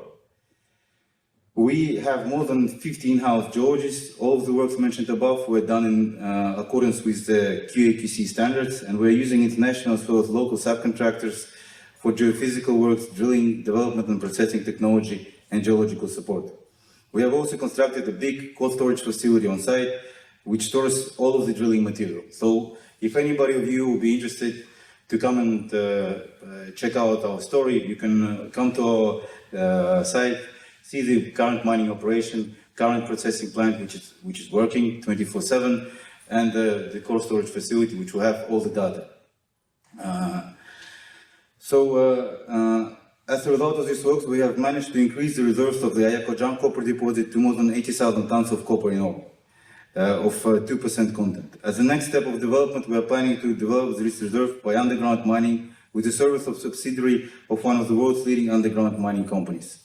Ayakojan itself has the potential to become a 500,000 tons of copper in ore deposit with an average content of 2.5%, because the very interesting thing about our deposit is this, as when you go deeper, the ore grade becomes higher.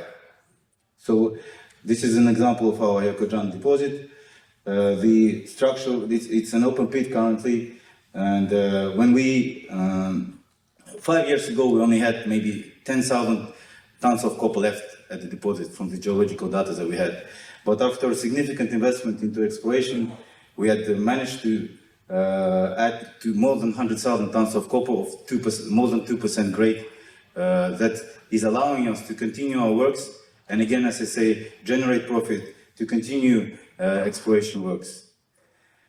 So we did diamond core drilling of 28,800 meters and RC drilling of 31,000 meters. So when you say historical data, that's from 2015 to 2020.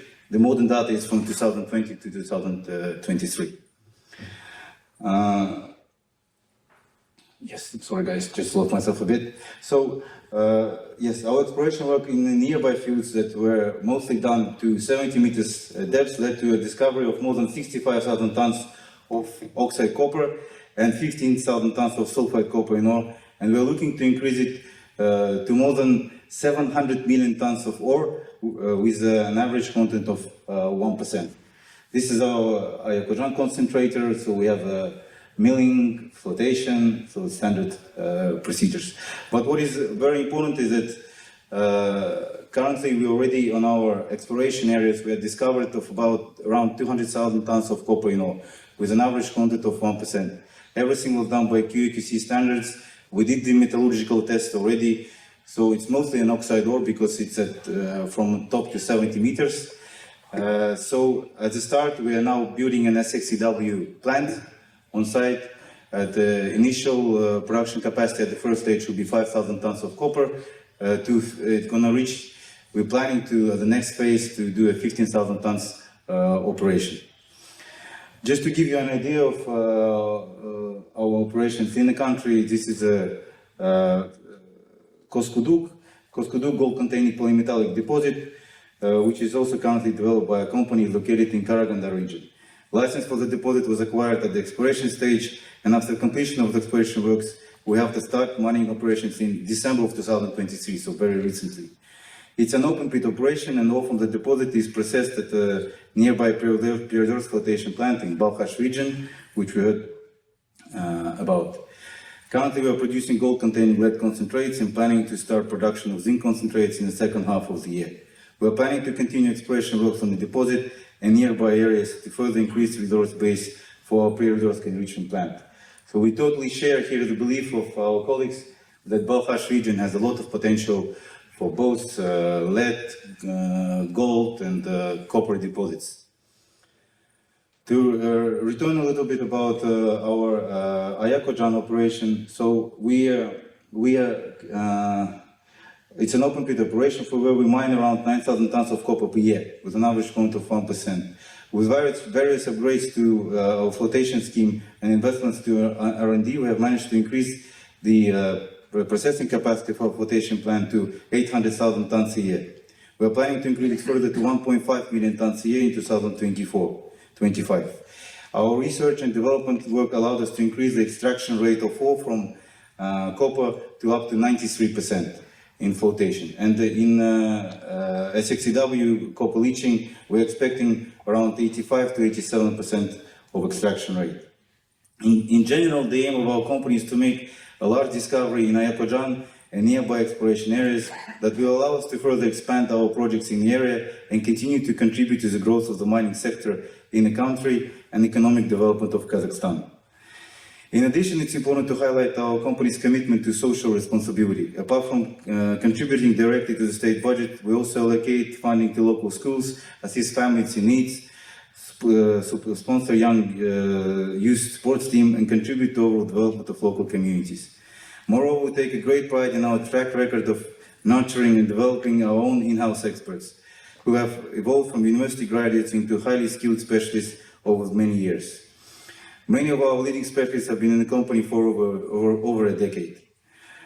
Moving forward, I would like to briefly discuss the notable strengths of the mining sector as a whole. I mean, a lot was said here before, but of significance is the well-developed service sector within the country's mining industry. Numerous and reputable geological service companies, including Aurora Minerals, are operating in this space. Investors in the mining sector of Kazakhstan will discover that a wide range of tasks such as laboratory testing, geophysics, geological drilling, processing technology development, environmental research, and both open pit and underground mining can be efficiently handled by local Kazakh companies or subsidiaries of renowned international firms that have established a presence in the country. It is also noteworthy that Kazakhstan possesses a pool of highly skilled and proficient mining specialists who readily embrace new technologies, practices, and advancements in this field. Competitive electricity costs, very well-developed railway network, and investor-friendly environment is also a strong side of the mining sector of our country. This is a short story of our company, and you are more than welcome to visit us at our stand at the exhibition. Thank you, everyone, for your attention. Thank you, Guilherme. Today we had so many presentations about the copper, but of course the Kazakhstan also reached for the gold potential. The next speaker is like one of our famous stories, like how to start from a small gold deposit and with the high potential. And this company invested so much investment to that project and bringing it to the world-class deposit, the RG Gold with the Raigardo. Please welcome Marashay Mardanov, CFO of RG Gold.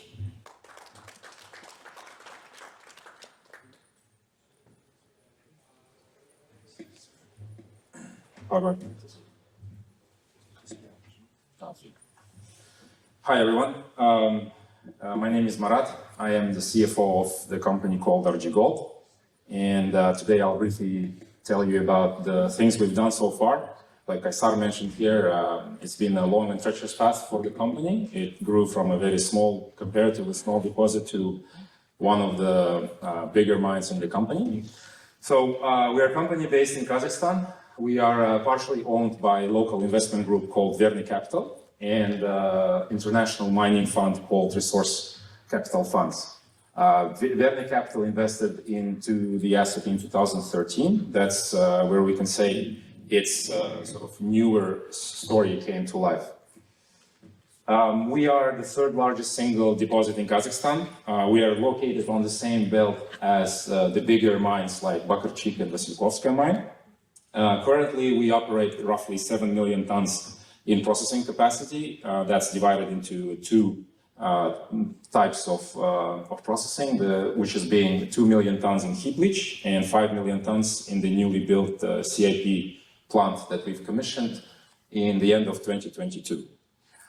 We currently have roughly 6 million ounces in JORC-compliant resources, and I say roughly because we never stopped exploring, really, and I'll talk about it a bit later in the slides.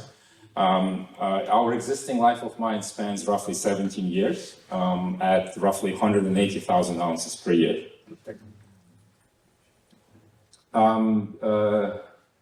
Coming back to the results for over 10 years, we have managed to deliver a bigger project on the back of continuous heap leach operations, which allowed us to design and develop world-class asset.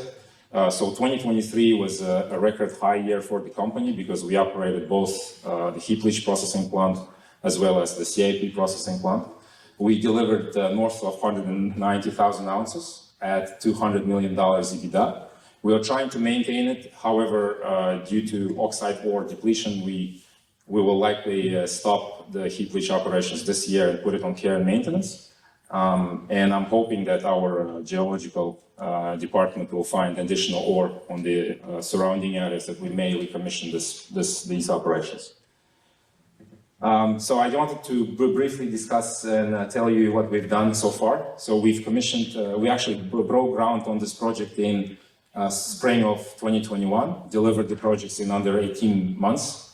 Thanks to sort of early ordering of the long lead items, the project was commissioned on time in budget, actually a little under budget. We've invested roughly $425 million together with our partners, as well as financing available in the country. I'll go over the details of the construction. Obviously, my colleagues here, they told that Kazakhstan is fairly developed from infrastructure perspective. However, we had to modernize some of the site infrastructure, like we built a high voltage power line to the site, and we've commissioned all the water pipelines and the site camp, tailing storage facility, and delivered the project in the end of 2022. Also, the next slide, I think, oh, by the way, yeah, it's important to mention that we, being sort of a big, relatively big deposit of 6 million ounces, we, however, only have 1 gram per ton ore, relatively low or high maybe, depending on where you operate. However, we benefit from fairly high recoveries. We've managed to achieve last year, first full year of operations, of 85% gold recovery, and it's a fairly simple processing circuit with 3-stage crushing, milling, and direct gravity was leaching process. In the next slide, I believe we have a small video to show you how the project was delivered.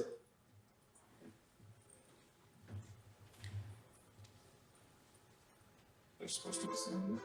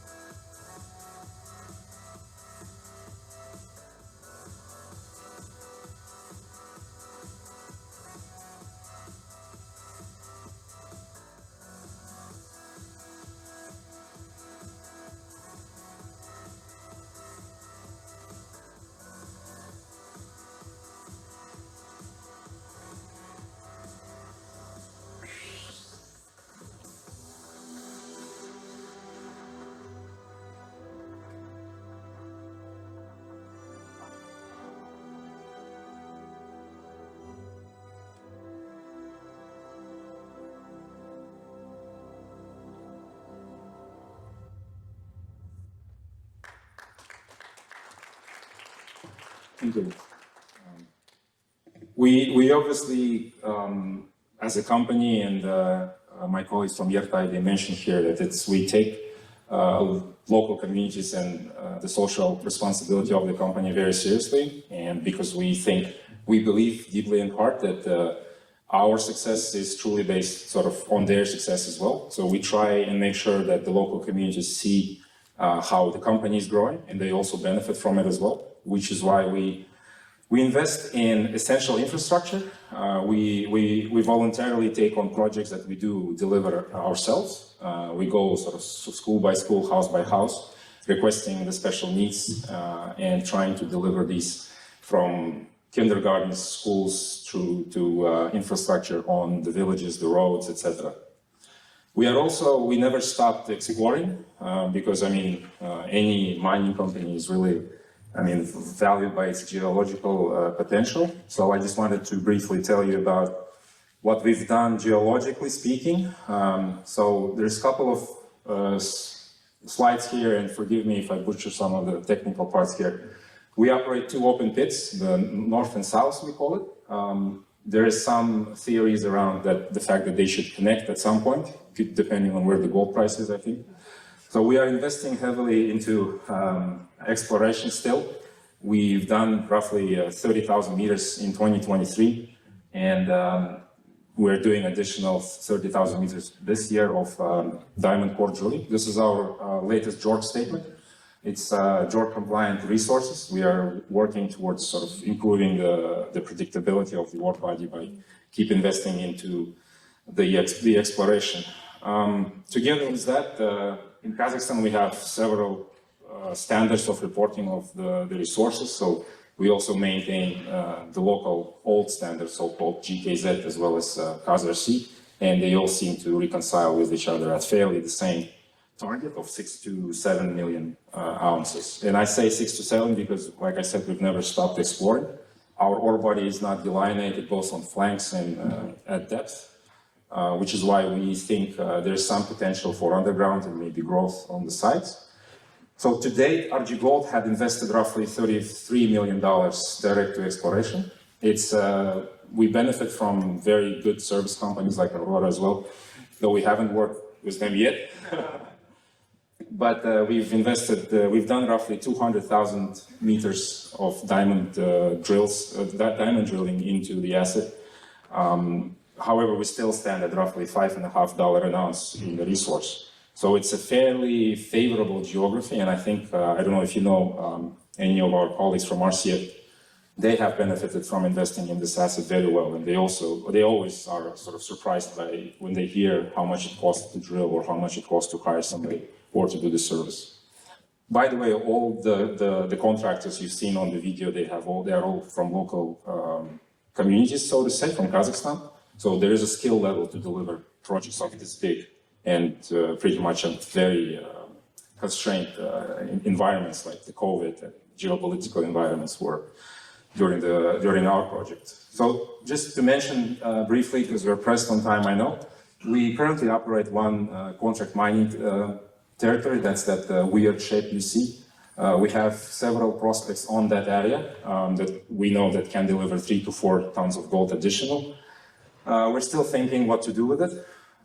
Together we acquired with that roughly 6 licenses 3 or 4 years ago. So those are the sort of more squared shapes you can see on the page. So last year and years before that, we've been doing some desktop studies as well as field explorations and some very cheap drilling program on those. And we've identified several prospects that we can potentially, we will keep exploring this year as well and into the future. So this is some statistics around what we see in on the flanks and at depths of our 2 deposits, the north and south. There's some significant strikes of 100 to 200 meters at depth with higher grade. One of the colleagues here mentioned that as we go deeper into the drilling, we see higher gold content in the ore body. So there's some cross-sectional slides here. You can see this is our ultimate pit, sort of the super pit we call it in the design. And you see we haven't delineated the ore bodies going on flanks and at depth. So the green lines is just the planned drill holes for this year that we will try and sort of count these things down. A couple of more slides. You see there's this, first is the strike, the meters, and the second number is the grams per ton. Additionally, on those licenses, we've done some field studies and done some auger drilling, I believe that's the term. We will continue into it, so we've identified several prospects there. It's not huge, but that's how our story started initially. So we may think potentially this can grow big. This is just another prospect as well. I think I'm done with my presentation. Thank you for your attention. We'll be happy to take questions if you see me anywhere here. Thank you.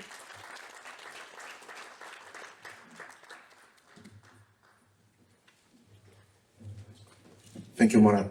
This is one of the projects the Kazakhs should be proud of. Still, we'll have like a number of international companies already entered the Kazakhstan, a number of junior companies. But sometimes still, world audience still thinking about the investment climate, and sometimes they want to share the risks and maybe they share the investments. And there is like a good tool for you, like it's our national mining company, which is a part of Sovereign Wealth Fund Samruk Kazana. I would like to welcome Nariman Absametov, the Managing Director of National Mining Company Tauken Samruk.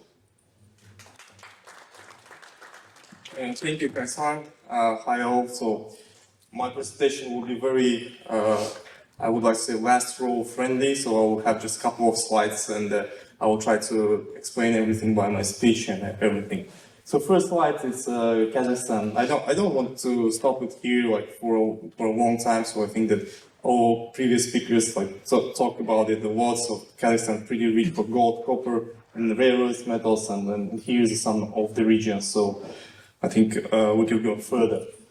What about the TKS? So Tauken Samruk, it's a mining arms of Samruk Kazina, and we're very happy that last year we finalized our merge with Kaz Geology, and now there is no confusion of the international investors, so why we have such a number of state-owned companies that in the mining sector. Now we are only one, so we are very happy on that. But it doesn't mean that we merged. But anyway, we are continuing the fulfillment all the agreements that was done previously, and we are thinking of the stable life of that. So as you can see, we have 15 partners, and we are working almost in every region of Kazakhstan.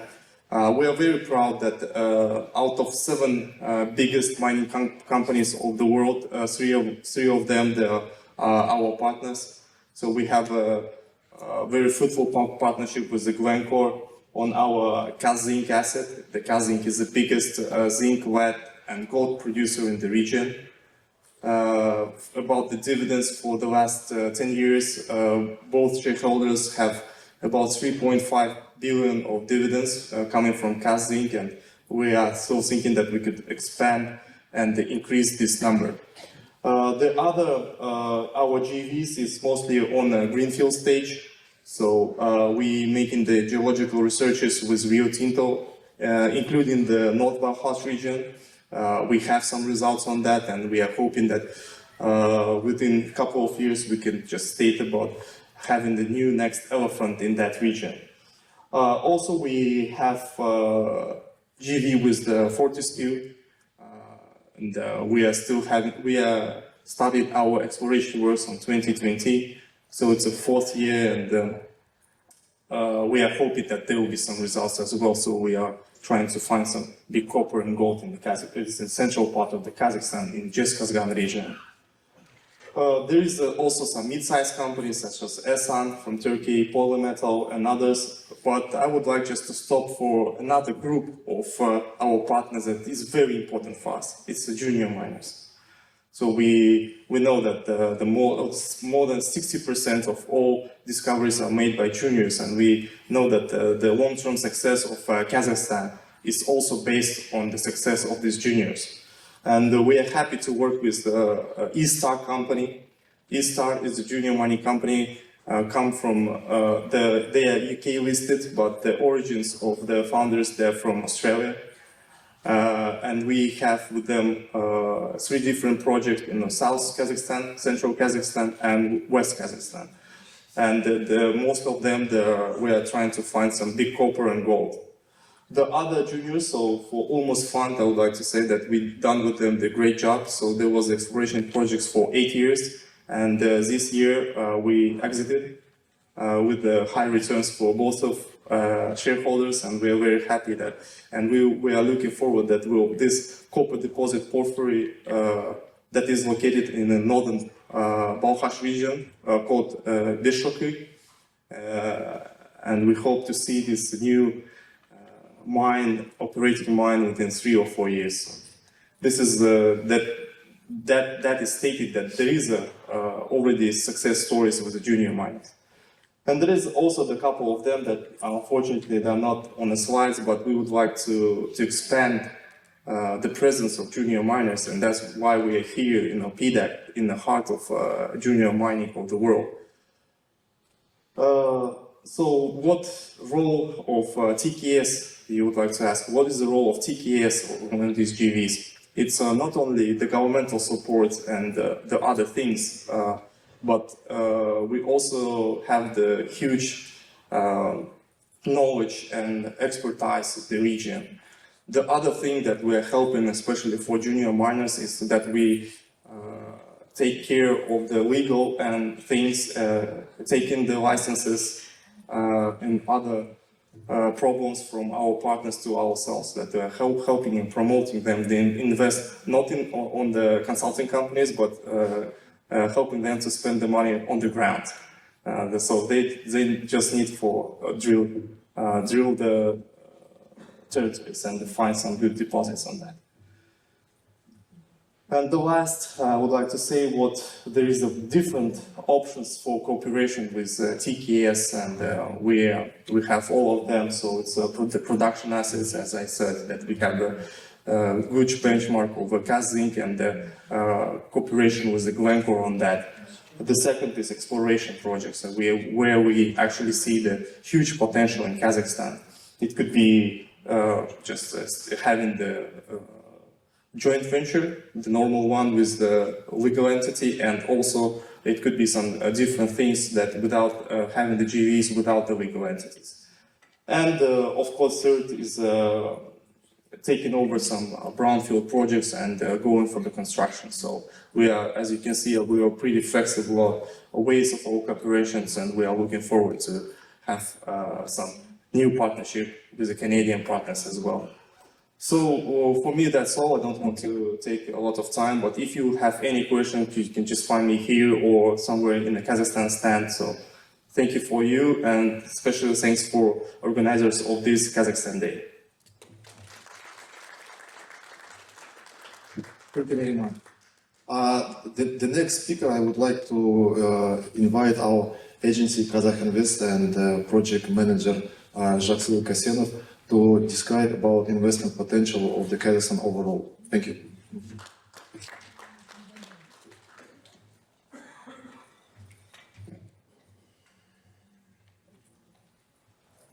Hello everyone. First of all, I would like to thank you, the organizers, and you for the opportunity to be here today. My presentation will cover Kazakhstan's investment potential, measures of state support and assistance provided by Kazakh Invest.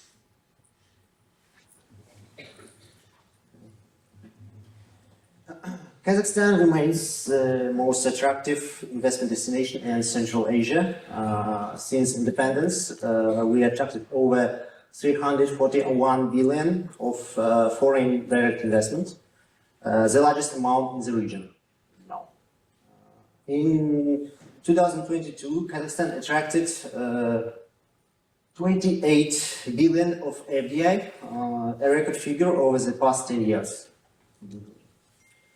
If we look at the major investors, Netherlands accounts for the largest share of FDI in Kazakhstan, followed by USA, then Switzerland. And we hope Canada will be one of the list of major investors in the near future. As you can see on the slide, many multinational corporations successfully operate in Kazakhstan across various industries, especially in the mining sector. You can see Canada, Glencore, Rio Tinto, Fortescue, and others. As you can see on the next slide,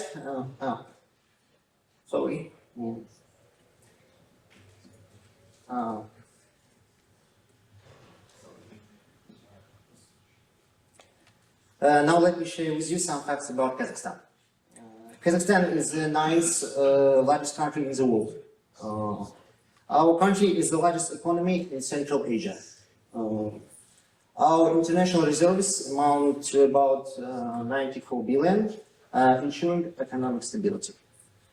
Since the independence in 1991, Kazakhstan has been following multi-vector foreign policy and enjoying friendly relations with all countries around the globe. Let me elaborate on the main reasons why Kazakhstan is an attractive investment destination. As you know, Kazakhstan is the largest transit hub in Central Asia. Today, 13 transit corridors cross the territory of our country. Over the last 15 years, Kazakhstan invested over $35 billion in the development of transport and transit infrastructure. As a result, cargo transit reached around 27 million tons in 2022. Let me also highlight Kazakhstan has direct access to the major markets in total of around 1 billion people, including China, Russia, and Central Asia countries. I would like to pay attention that Kazakhstan offers a favorable and competitive business environment. This is confirmed by credible international rankings.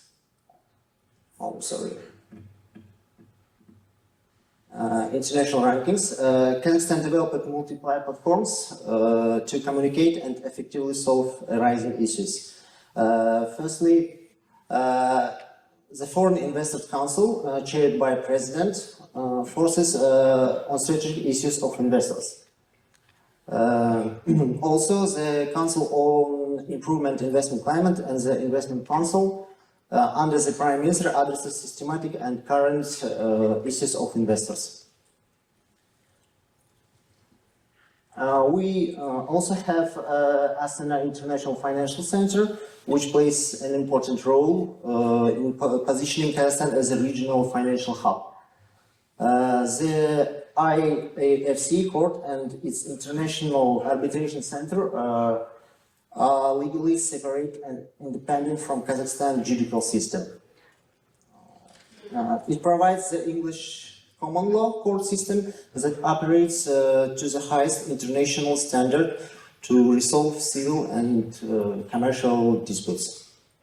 The Astana International Exchange facilitates the development of capital market in the region by providing an innovative service for investors.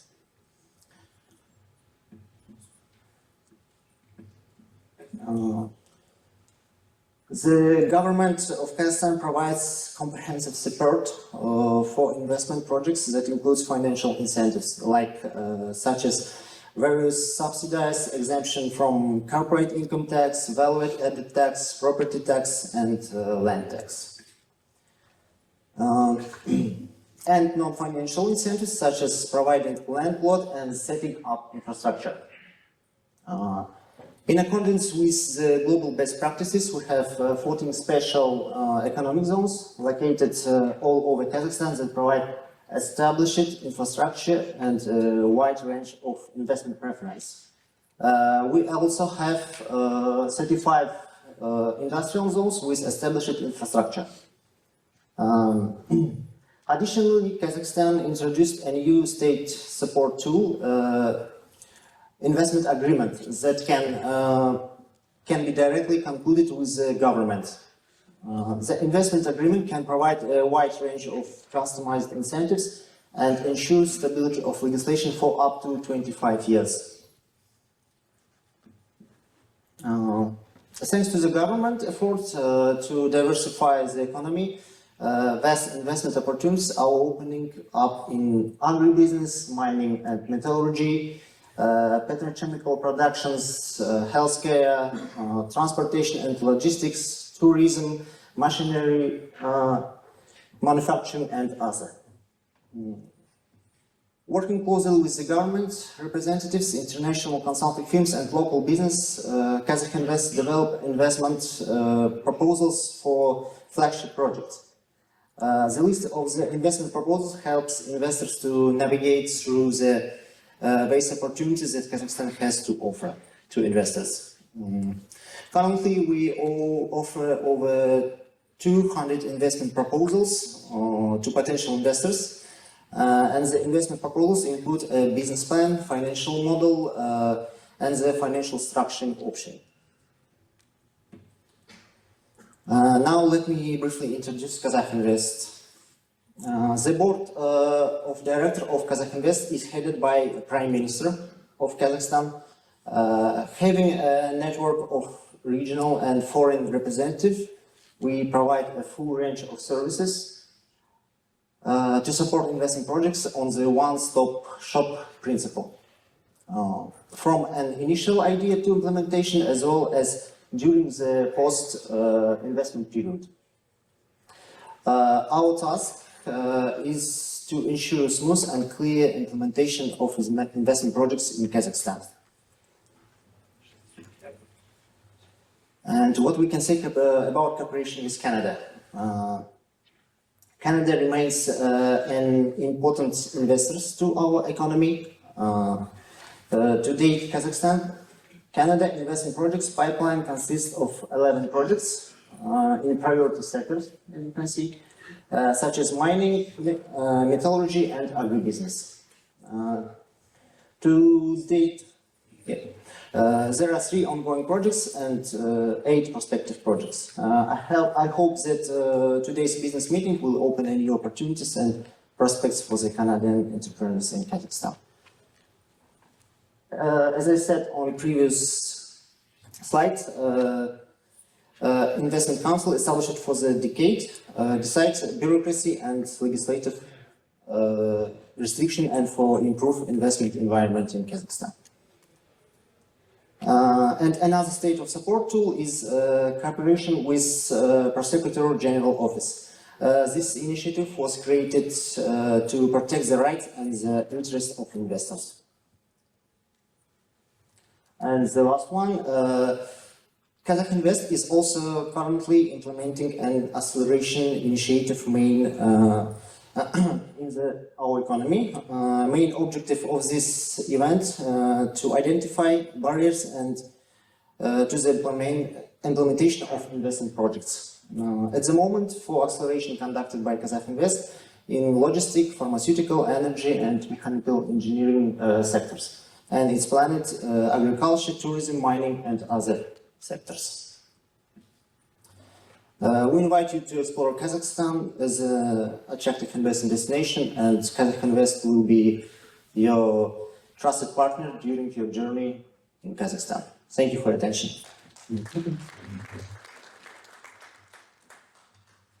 Thank you, Jackson. First of all, thank you for staying for our long-term Kazakhstan Day event. For the final speech, I would like to welcome my business partner, Said Sultanov, to describe about the junior potential of the Kazakhstan.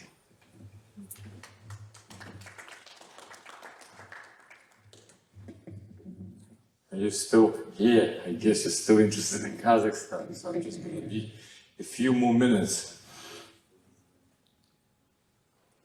Madina, can we please turn on the video? So my topic today is going to be on development of the junior market in Kazakhstan, and I think we're about to air the video.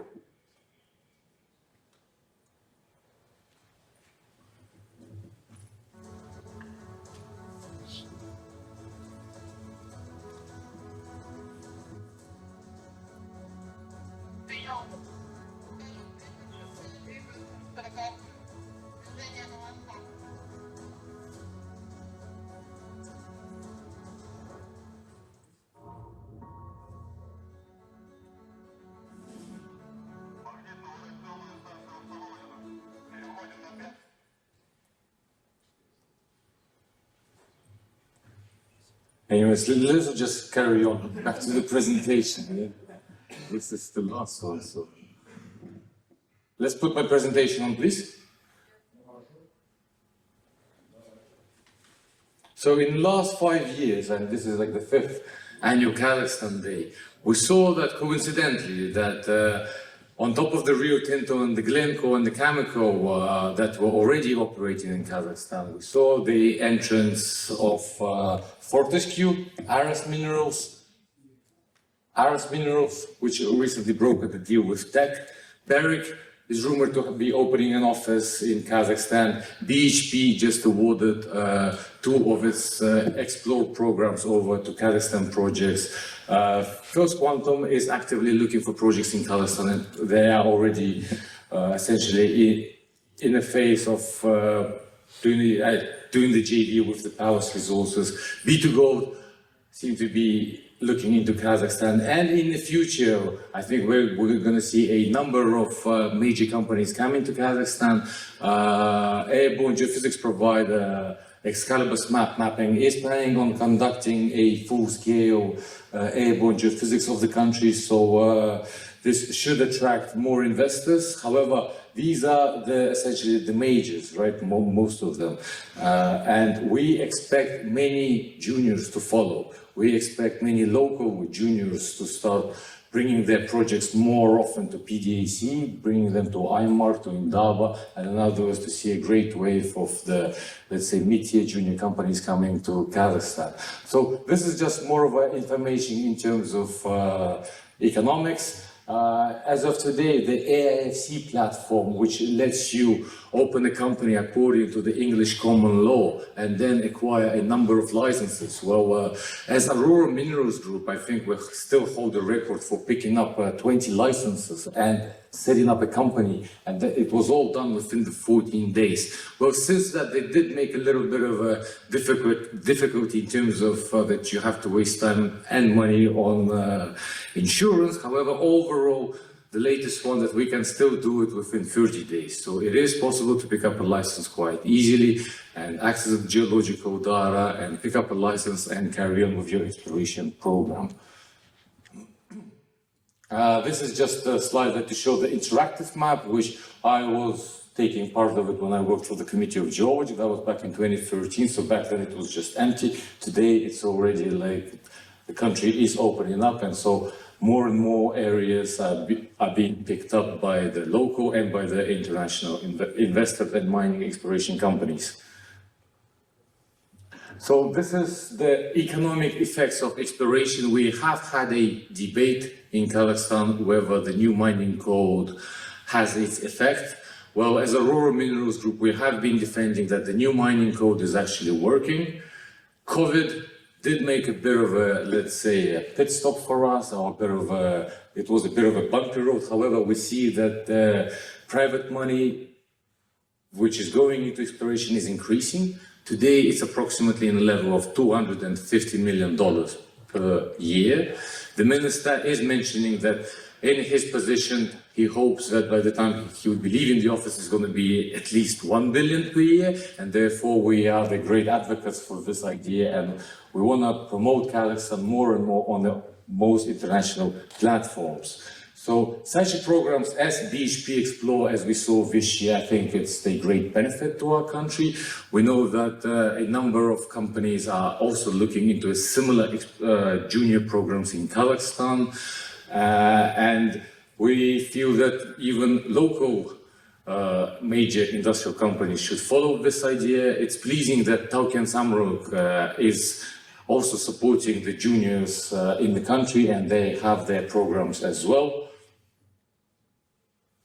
In terms of when the juniors come to Kazakhstan, well, they're not going to be left alone as such anymore, because we have formed the Kazakhstan Chamber of Mines. It has become a powerful force over a short period of time, because we have convinced the government that just 10 companies that are the members of the Kazakhstan Chamber of Mines, they already made a commitment every year to invest $100 million. So therefore, it is becoming quite fast a powerful and influential organization. You are seeing that Rio Tinto and Fortescue have already joined the Kazakhstan Chamber of Mines, and recently we had an event which was visited by 3 ambassadors, of which include USA, Canada, United Kingdom. And it was also hosted by the minister, and we had a very good dialogue. There are a number, let's say, of issues which we are facing in Kazakhstan, but it's by trips to PDAC, by listening to international and local experts over here, that it kind of helps to make sure that our path to exploration in Kazakhstan, that our path to new discoveries is sustainable, it's ESG compliant, and it is for the benefit not only for the investors but for the local communities. And we overall are very much, let's say, as Aurora, a very Western-oriented company, and that is as a result, like this is our 7th PDAC here, and we want this to continue going forward.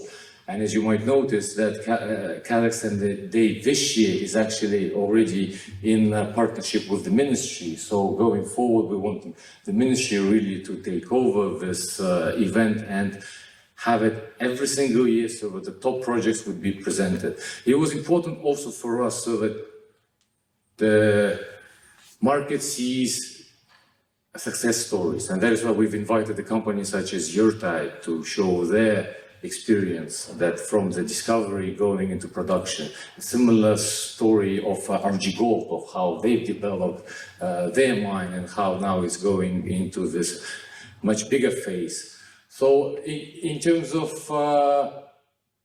how can we do it? Well, as a Aurora Minerals Group, I mean, we are a service provider, so we are a full chain service provider. So if you are planning your trip to Kazakhstan, we can already start helping you in terms of whether to organize your trip, whether it's a field trip, or whether you need any of the legal and government relations services, or related to geophysics, airborne geophysics, geological support, drilling services. So it's all in all. You don't have to take all the services, but maybe just some of them, and then to see whether it works for you.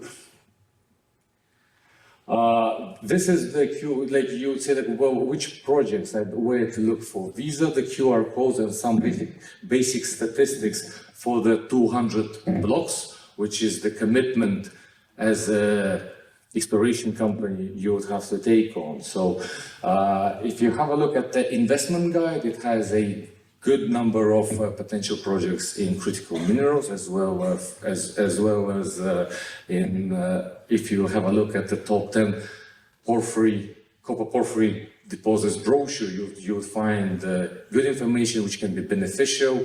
We can help you so that you can cross-reference it on the interactive map, whether the land right next to these big mines is accessible, and we would be able to take it further.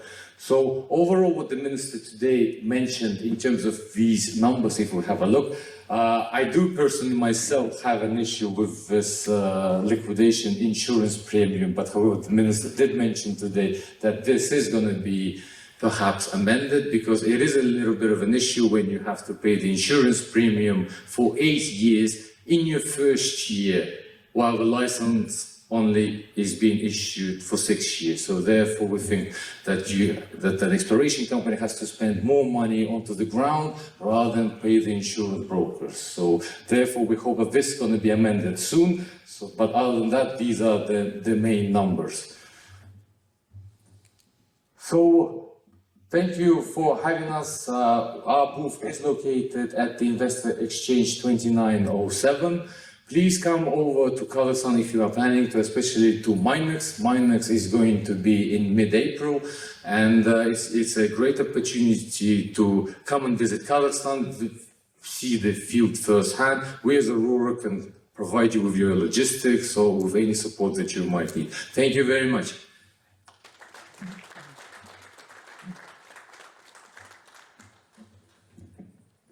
So if there are any questions that you might have, I think we still have an hour to go, so let's just have it here. Thank you very much.